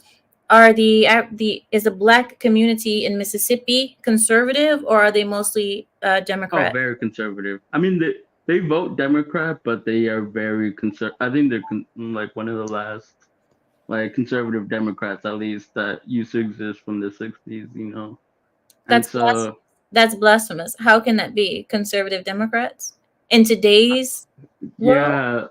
yeah, Um, it's just history. They still vote the same. I mean, they still have like the Jim Crow scare. You just gotta just say those words, and they'll all fall in line. But I mean, a lot of them agree with like Trump's policies, and so I think like 20% of like the blacks here voted for him, not 20 to 30%. So he gets a good. Like, he doesn't get majority support, but I mean, it's hard to get rid of the Democrats staying in the No, South. but wait, Will, you are not going to keep going. You are not going to just keep strolling past that. Oh, Like, I sorry. didn't just ask you a question about Democrats being conservative in Mississippi. You're saying that there are still conservatives that will vote Democrat with the way the Democrat Party is today. Sadly, yeah. Like would you we like? had a governor, Brennan Presley, and so he ran like as we just had a governor's race, and so he ran as this like conservative. He's not like a Washington D.C. uh 14, stop it. governor. So I mean, we have different politics in Mississippi. I mean, we don't get like a lot of like the typical like Illinois liberals here. They don't really run in Mississippi. We get more conservative Democrats or just Republicans. Will, Will, I think Shadow wants to ask you a question. Go I was ahead. just going to ask if I could like tap in because this is something that like I've heard from a few different sources explaining why you have, even though in black communities you got like a lot of conservative opinions, why they still end up voting for Democrats. So what's the Yeah, question? I'll give you the floor. Oh, okay, Yeah, no, go. like an explanation. So Will kind of touched on it with the Jim Crow stuff. It's basically that the Democratic Party leverages a lot of like leverages a lot of like propaganda, basically arguing that we're the people that can fix things, we're the people that will solve your problems, and have just basically spent generations making it seem as though the Republican Party, the Conservative Party, are the villainous party. by doing different things like supporting certain kinds of welfare, pushing for certain policies that on the surface seem like they're good for the Black community, but as a whole are actually very detrimental, even for the conservative values held by the Black community. But because most people in the Black community don't really have like any, at least these specific areas, don't have any like other standard to measure it by, they think they don't really see an issue. It's kind of like if you've ever read Animal Farm, about how you've got, and I bet Larry can more accurately express this than me. Yeah, let me elaborate on it. Yeah, So, okay, do it. Yeah, you can probably do it better. Sorry, man. To squish it down, what happens is in the Black community, believe it or not, when you look at what we believe in, 9 times out of 10, a conservative view is going to come out of a Black person's mouth. What happens is they keep falling for the racist victimhood okie doke Yeah, that okay, Democrats that's have been more. pulling on us for years. That's what happens. They'll go vote Democrat, but then when you pull that same person aside and say, well, do you want this or what do you want? And they'll say, well, I have 2 jobs, or yeah, I want a rap career, but I'm going to go work for this construction place, and then on the side, I'm gonna go mop. I'm gonna do this. I'm gonna do that. I don't want my kids being out late. They'll sound exactly like a conservative, but then you ask them, why are you voting Democrat? Well, I want the things that I want, but I can't get it because the white man's holding me back, and I need all these programs to get a leg up, and the Democrats have always been our back, and not only that, but sometimes it also becomes it's almost like a cult, like it's a religion, and some will get disowned for not voting Democrat because it's I just mean, I what wouldn't go that far. I mean, I'm from Mississippi. I mean, our legislature, 70% of the people vote Republican. So even though just nationally, they just have just some kind of there's a lot of old people, and so they just grew up voting Democrat, so it's still around.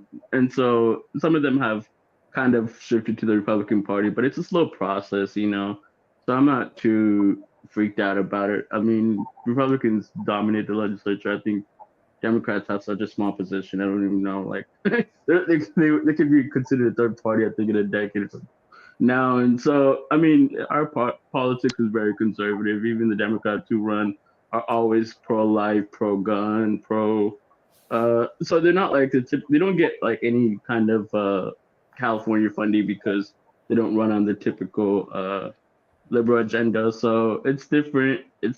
I mean, I don't vote for them, but it is kind of different politics down here than I think probably any other state. I kind of get it. It's just like old habits die hard. And just like Larry said, it's like a cult where it's like you can't leave. If you do leave, you'll get shunned by the family. There's consequences if you leave and all that nonsense. I can understand that, but it's a shame that people are still falling for that kind of okey doke or that kind of manipulation and control. Legally, we would call it coercion and control. But yeah, I mean, it's sad that that's still a thing. I thought people are past that already, that you don't see people who are affected anymore by that, but I guess not. It still exists. I mean, it's gonna be hard to get rid of that because every election season, the politicians come into Black communities and tell you it's the white man's fault, and then politicians go to white communities, so it's Black people's fault. I mean, they do both sides, and so it's I think just the continuation of the race wars, which is not good. I agree. But I mean, a lot of people in the South are even Black people, very conservative, very staunch. Right. They even like Trump, even though they don't vote for him, they still like. You see a lot of like Democrats, but they still have like Dixie, like Confederate flags, but they like still vote Democrat. It's like the craziest. Like the Blacks in Mississippi are just amazing. I mean, we're off the chain. People come down here, they're like, "Whoa, what is going on?" Mr. Renegade is saying that the Black community's actual values are very conservative, especially in the South. And that's what I've seen too. I've noticed that Black community doesn't tolerate faggotry. They don't tolerate that, but yet it sees as being promoted in the Democrat Party. And then you see the Black community go along with it. We're seeing the same thing with Muslims as well. Muslims, we obviously, we have rooftop parties for faggotry. We have rooftop parties. Literally. And my thing is, how is it that we throw rooftop parties, but then we'll go along with the Democrats? And it's only because the Democrats are saying, "Oh, Muslims, oh, refugees, we'll accept you. We won't deport you." So here's my silly Muslims going along with them and saying, "Hey, Yes. I'm with you guys." I understand exactly how the Black community Okay, feels. now you get it. Yep, it's exactly immigration. They weaponize immigration for a lot of immigrants, and they basically do the same thing. They dangle the all the government subsidies in front of. I mean, and Mississippi is still like, I guess, poor area, and I mean, I've never felt poor, but I mean, it's not like San Francisco. You won't see Lamborghinis just driving down the street and stuff. So Wait, I you guys don't mean, have Lamborghinis in Mississippi? not that I've seen them, but I mean, I'm from Tupelo, so it's from a different. I'm from like North Mississippi. I'm not from the capital. I think is Jackson. How can a whole state not have Lamborghinis? No, I'm saying it's probably there. I just never seen them like that.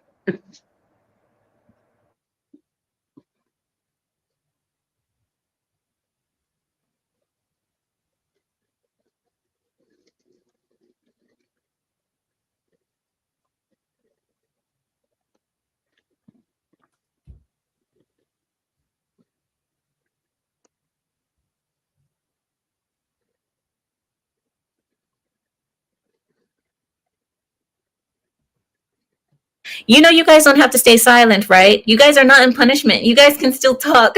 I just We need were to watching the show. I was like, stop. somebody's in trouble.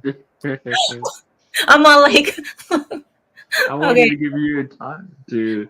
You guys do not have to be quiet. You guys can talk amongst yourself. Just give me a few seconds. 1, Okay. 2, 3. Do you guys want to talk about the 4. weather? No, that's boring. Well, I will say this about the Black community, though. From what I've been seeing, is a lot more of them are are walking away from the Democrats, and I'm grateful to see that a lot more are starting to speak for themselves, and it's really starting to counter a lot of what's being put out on social media and TV. Because let's face it. I mean, it's just there's a lot of knuckleheads in our community that people tend to think we're all like that. It really it aggravates me to no end, because when I walk down the street, I'm just like I'm fighting a right. battle against people Why I are don't you know. guys doing this? You guys make me feel so weird. Stop it. All right. What do you Not mean, fun. Dr. M? This is we're not in the naughty corner for once. Wait, Lawrence. Guys, why do you guys see? This is why I turn off my camera each time. No, that one, no. That's not even dressy. That is the type of Someone's jacket that going you in the would naughty wear. corner. That I thought we were supposed to talk. What were you gonna say, Will? No, I just don't know that you were saying something. Jeez. Okay. Elaborate. No, you. All right. There we She go. was Sorry, interrupting you. Oh, Dio. Hi, Dio. Oh, goodness. Wait, where are you? There you go. Hi, Dio. Hi, Dio. Hi, thanks for having me. What do you say? Thanks for having me on. I just wanted to call in and ask a quick question. I hear a lot of Trump love in here, and I really don't understand that. He was the first president to wave the LGBTQ flag. He gave our wall money to Israel. He pushed essentially reparations with his platinum plan. He pardoned a bunch of criminals while leaving political prisoners who supported him in prison. I mean, I don't understand how this is our guy. I don't understand how anyone still supports him. I don't know about the whole gay flag. When that was Obama that did that first. That was Obama who did that. I don't know what you mean by that was Obama. He was the one who took it down. First he may have waved it first. I'm not sure about that. I was pretty sure he was the first one to wave it around. No, Dio is 100% right. I mean, my support for Trump is not more of he's not a Christian like me, and he's never going to be as culturally conservative.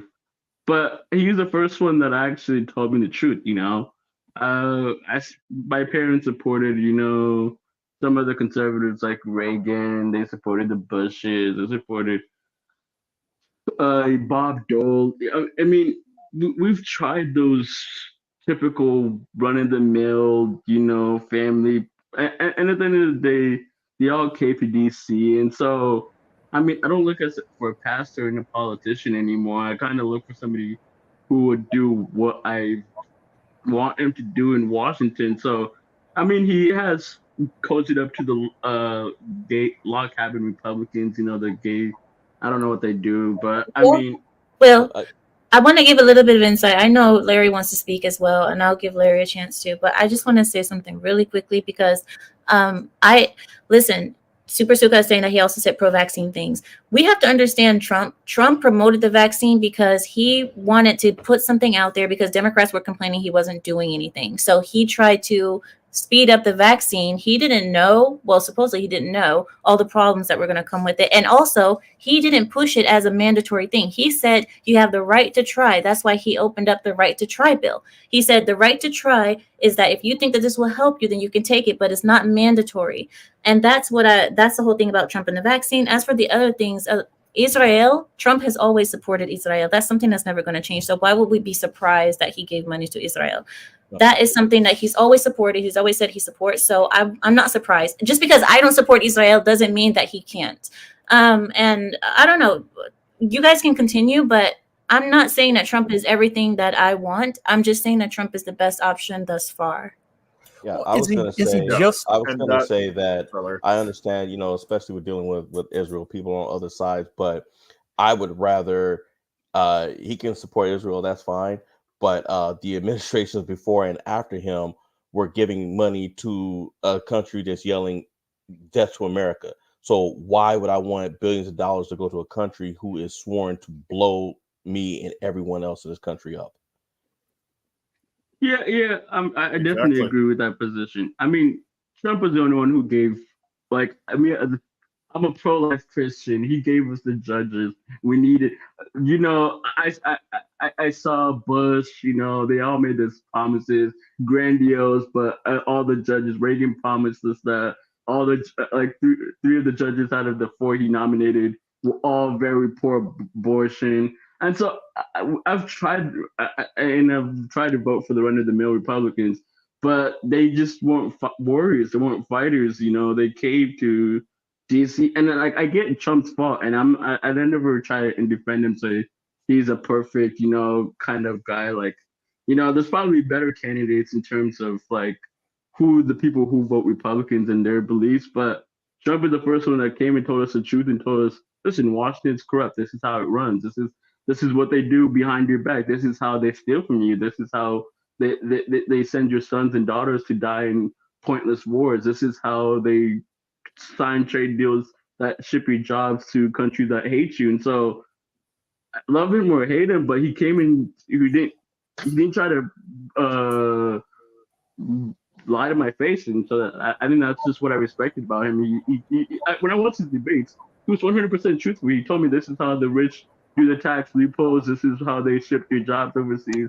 NAFTA, they signed all these deals, and so and no one ever has came and talked about that on the world stage, and actually went to places like Germany and said that you know you are beholden to Russia if you don't become less independent to Russia.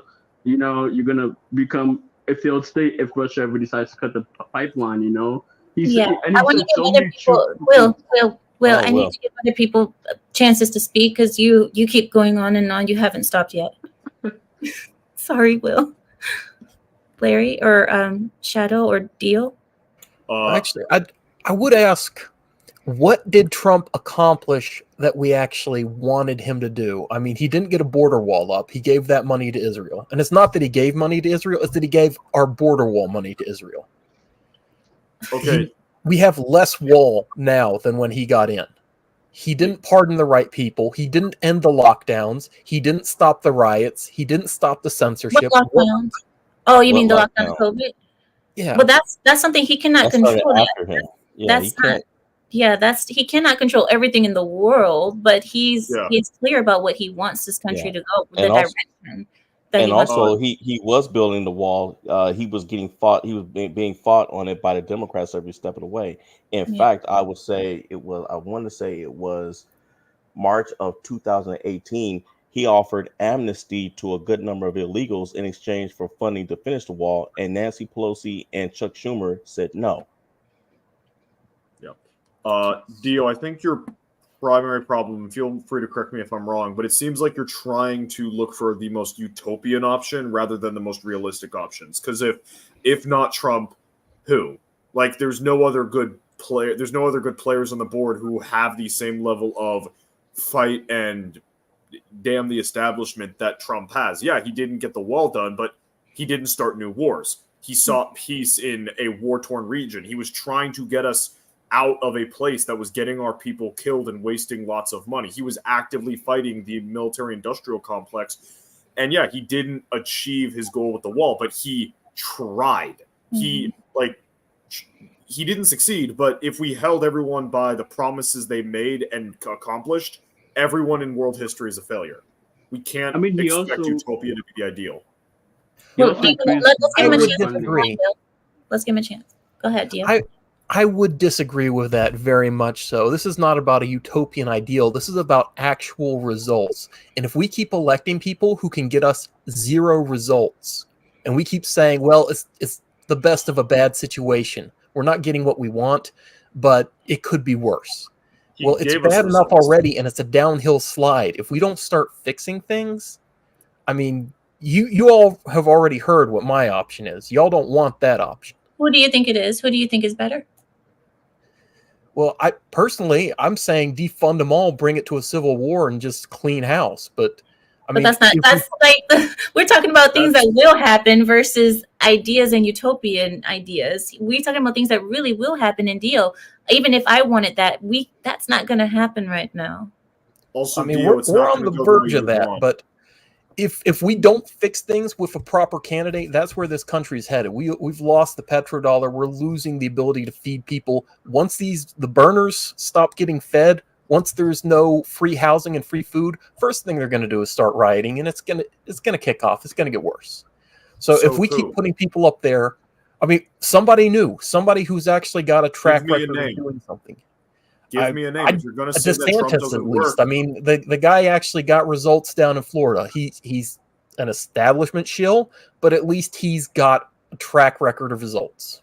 You think that DeSantis is a better option than proven Trump? Trump is not a part of the establishment. He has his own money, no need for sponsors, no strings attached. And you think DeSantis is better than Trump? I disagree with that. He's very much a part of the establishment. He's always been a pressure release valve. He's put in there. I would like to say just one thing. If Trump was establishment, there would not be the witch hunts that they do on him. There's the witch hunt specifically because he is establishment. All they have to do is attack him, and then we will blindly defend him, no matter if look. Oh, you're saying if I went up there as a liberal and I said, let's do reparations, the right would tear me down. But if I go up there as Trump pushing his platinum plan for essentially what is just reparations, you make all the taxpayers pay black people money. Okay? No.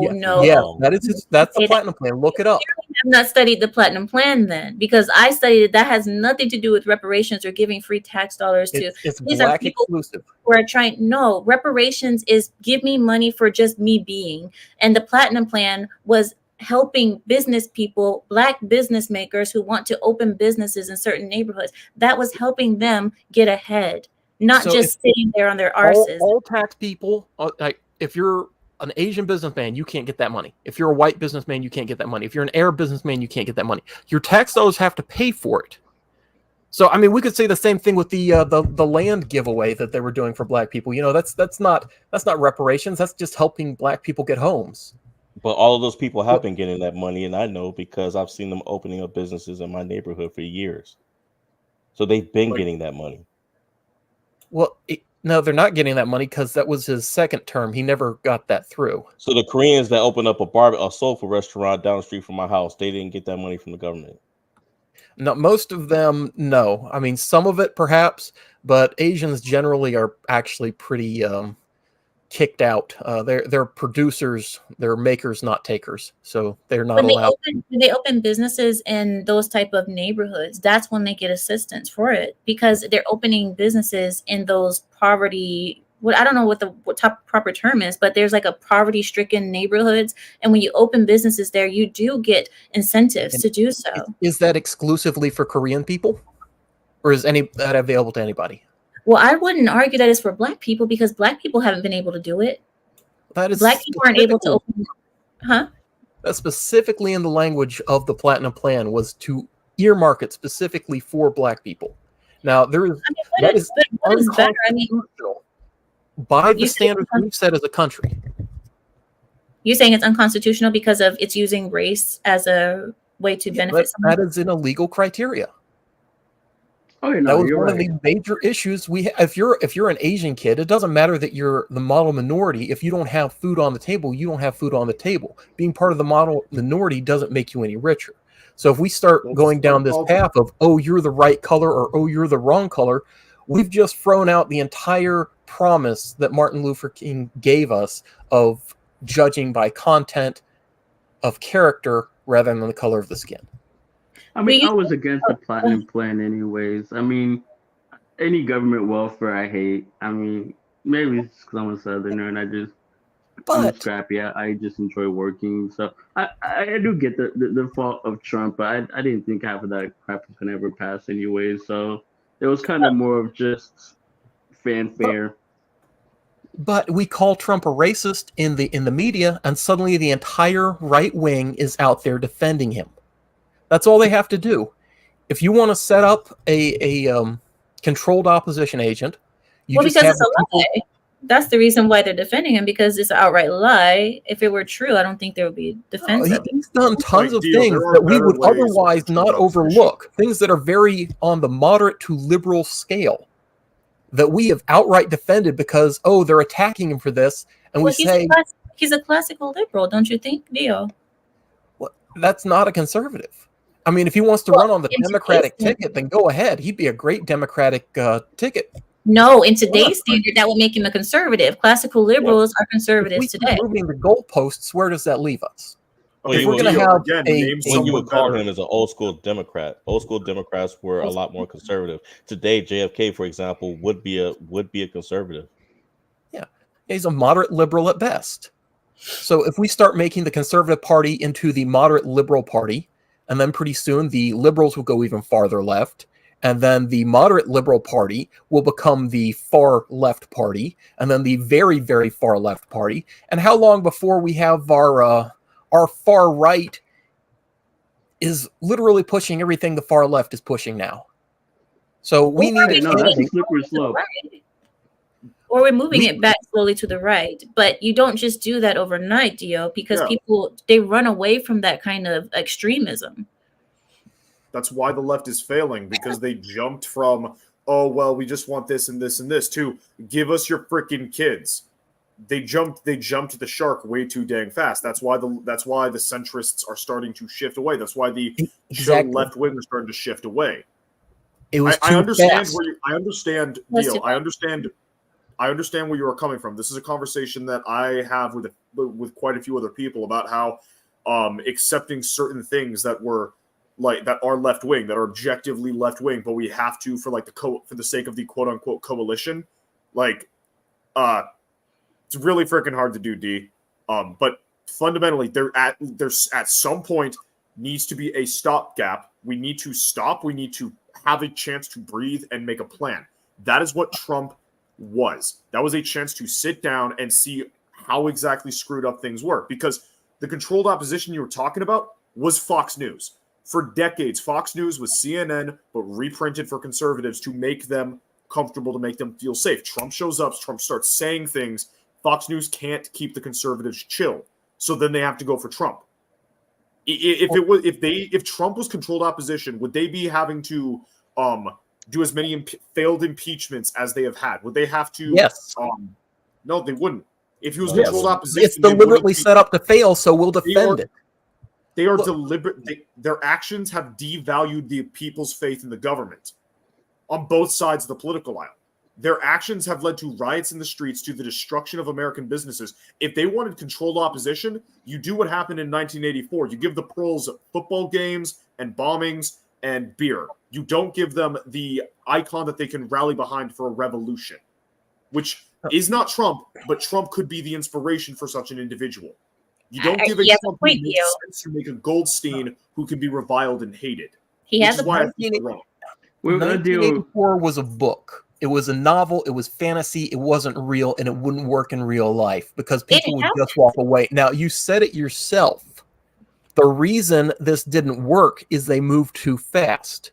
So if they stop moving fast, if Trump doesn't stop the progression, if he just slows it down as we ease back into a slower slide down that hill, then it won't be moving too fast.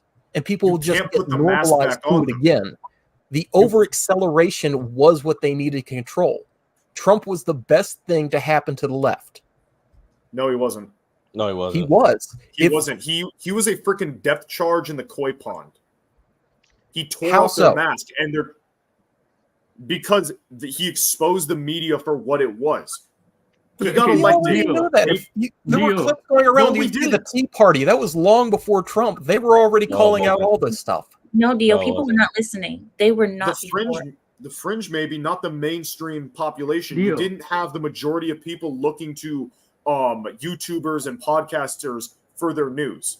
Things like CNN. I know people don't really like Steven Crowder. I understand. But Steven Crowder had more people watching his election coverage than CNN did. That would not have happened if it wasn't for Trump, because people would have had more faith in the mainstream media than someone who is a conservative talk show host or a talk show host in general. That would Again. not have happened without Trump, because the majority of people would not have seen the media tearing off its mask to attack him. Deal. The establishment always punches right and sides to the left. That's what DeSantis will always do. If he was to be president, he would punch right and then he would side with the left. Trump, once again, affirmative action, contraceptive, abortion was all passed by judges who were nominated by mostly Republicans. Trump is the first one who came to the stage, gave us the judges, gave us actual people in government who actually fought for us. I mean, I voted for Bush, and I voted for Trump. I've heard the Bush arguments, and I've heard that they want, and so like I do know Trump's faults, and so I never came into this game thinking he's perfect, and he'll never be perfect. But I mean, I've tried DeSantis, and I've drank in his Kool-Aid, and I've believed what he believed, and so. I needed to shock the system. I needed something to say "F you" to Washington, you know, and I think that was just what Trump did. Right, well, That's just most my of position. Trump's appointees were lefties, the overwhelming majority. Which one? Which one are you saying? Pretty much all of them. Everybody up there has at some point. I mean, everybody. Look, Jared Kushner for one. He's been far left for most of this. Look. The abortion thing, I'll admit, was a win for us on a moral level.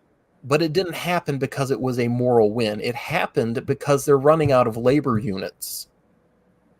Even the left understands that if you abort, we're killing off 1/5 of all children. Bro. We are below Will, replacement levels. Let him speak, Will. I couldn't hear Dio. Sorry, Dio. I couldn't hear your last sentence because Will was reacting. Will, 1 minute. Go ahead, Dio. I'm sorry. Can you say that one more time? Yeah, we are running out of labor units. We are below replacement levels. We are killing off 1/5, well, actually over 1/5 of all children that are conceived. We are aborting them. So we had to get rid of that. We are not importing people that can replace us. Women in the workforce cost more than they produce. People of color coming in as immigrants cost more than they produce. So they need to be able to get the workforce back up. Dio, wait, Dio, just let me say something to Dio. Dio, I'm gonna disagree with you about the labor units. I hear you out, but the labor units, the whole Roe v. Wade and the abortion issue came down to a constitutional issue. It didn't come down to labor units or, these were people reviewing the Constitution and reviewing the whole setup of Roe v. Wade and realizing that this was not something that should be on a federal level, that they should leave it up to the states to individually decide. That wasn't about labor units. That's only the excuse. Like, they've had how long to review this and make that decision? They didn't do it. The reason they're doing it now, they have to have an excuse for that. But the political stuff that's going on in the background, the reasons that they actually do these things instead of how they justify them, There's a lot more to this than just, oh, we decided this was something that a piece of paper that we otherwise ignore said was bad. They don't care about the piece of paper. I mean, look what they're doing right now with all the wiretapping. The government's taking over the internet. FCC just pushed all that through, so they're going to be monitoring everybody now. So that's massively unconstitutional. Do they spoke care? about No. that last week, remember? Do you remember that? Yeah, it's really bad. And I agree with you there. There's a lot of bad things happening, but Dio, we can't expect one man to be the savior, all savior. And none of us expect that. I hope that none of us expect that. I know I don't. And yeah, he has his flaws, and there's things that I disagree with Trump on as well. But one thing that the reason I won't leave his side is because of all the things that he's done and the way that he thinks. And that's what I appreciate about him. And I don't see anybody better right now. I mean, I have been looking. I haven't seen anybody better. And not this Indian guy that just came in either. He's basically Obama, but conservative. Right. Robert Swamy. Robert Swamy. His name sounds... Don't get me wrong. He is more entertaining than Obama, but I've seen some of the stuff he said recently or earlier in his campaign, and I'm like, I'd rather Trump 2024, and then maybe if you get your act together in 2028 and I'm still not 40, then I'll probably vote for you if there's no one better. Did you see the video that just came out where a guy claiming to be a former FBI agent walked up to Ramaswamy and told him to be very careful, suggesting that his life was in danger? No, I didn't. But I have to cut off the stream now because I have to go now. But Dio, I always appreciate Dio bringing a conversation with him, because we all have to question our reasons why we like Trump, and we always have to keep in mind the things that we don't like about Trump, or the things that we don't agree with, because those are the things that are going to be coming up here pretty soon when it's time for us to elect and vote and all of that. And who knows if there's even going to be an election at this point, because like Dio said, we are on the verge of some violence. We are. Everybody's on edge. The whole America is on edge. And it only takes one little spark to start whatever's going to go down. And that's one thing I do agree with Dio there. But Dio, is good that you bring those questions to us so that we can all verify and rethink everything before we do make our decisions. Yep. Good said. It's been a pleasure, and thank you for the opportunity. Thank you. I appreciate you, and come back again. Well, hopefully Trump proves me wrong. So. Well, let's see. We'll see what happens. But guys, thank you guys for joining me tonight. I will see you guys sometime this week. I'm going to come back sometime this week, but I'll let you guys go for now. I want to say goodbye to Shadow. Bye, Shadow. See you, Mira. Have a good one. No. Oh, go ahead. Say it. I was just going to say night chat. Oh, night chat. Bye, Shadow. Bye, Will. Nice to see you, Will. You should review this article that was talking about Trump's potential second cabinet. I think email it. Features live stream. Email it to me. Whatever it is, email it to me, and I'll check it out. I promise. All right. Bye. And bye, Larry. Larry let himself out, and Samuel let himself out. Okay, then that's fine. Fine. You guys can just disappear on your own. It's fine. But guys, like I said, I appreciate everybody having different views, and I don't want all of us to be like this one echo chamber where we all just agree. It's good that Dio brings up these issues and that we can all rethink it, because a lot of times we forget about the things that maybe we disagree with Trump on or whatever, because we just want him back. So we do have to keep those things in mind. So I appreciate it always. And that's why we have such intelligent Pride members. Shadow is above his age mentally than he is in years. And that's something that I hope you guys notice. Shadow he's our pride here. He's our pride. He's like, I'm not going to say that because you guys feel weird when I say that, but I say Shadow is my little son, but you guys are like, weird. I'm like, whatever. I don't care if it's weird or not. I know I'm not old enough to be his mother, but in a way I'm like, okay, he can be my little brother then. How about that? He can be my little brother. If he can't be my son, he'll be my brother. But I appreciate it, and I love seeing these different points of views and arguing with each other, but not disrespectfully, of course, but we argue with each other in such a way where we're sharing ideas and we're questioning each other's morals, values, opinions, sides, and that's a good thing. It's always a good thing to be questioned. It's always a good thing to have to verify or explain yourself. So I like it. I personally like it. Right. Neil said, if I wanted an echo chamber, I'd watch The View. Oh, that's a good one. That is a good one. Oh, yeah, guys. All right, then. Well, yeah, Dr. Adam said little brother can work. Okay, little bro, fine. Okay, yeah, Shadow, you're not young enough to be my kid, but still, nonetheless. Well, then, thank you guys for joining me tonight. It has been such a pleasure. I have enjoyed myself very, very much, and I hope you guys have done the same. I will see you guys sometime this week. I will be back probably Tuesday or Wednesday. I'm not really sure yet, just depending on the weather and the moon, because you guys know the moon determines my mood. So, everybody have a great week ahead. And with that, I yield my time. Good night, everyone.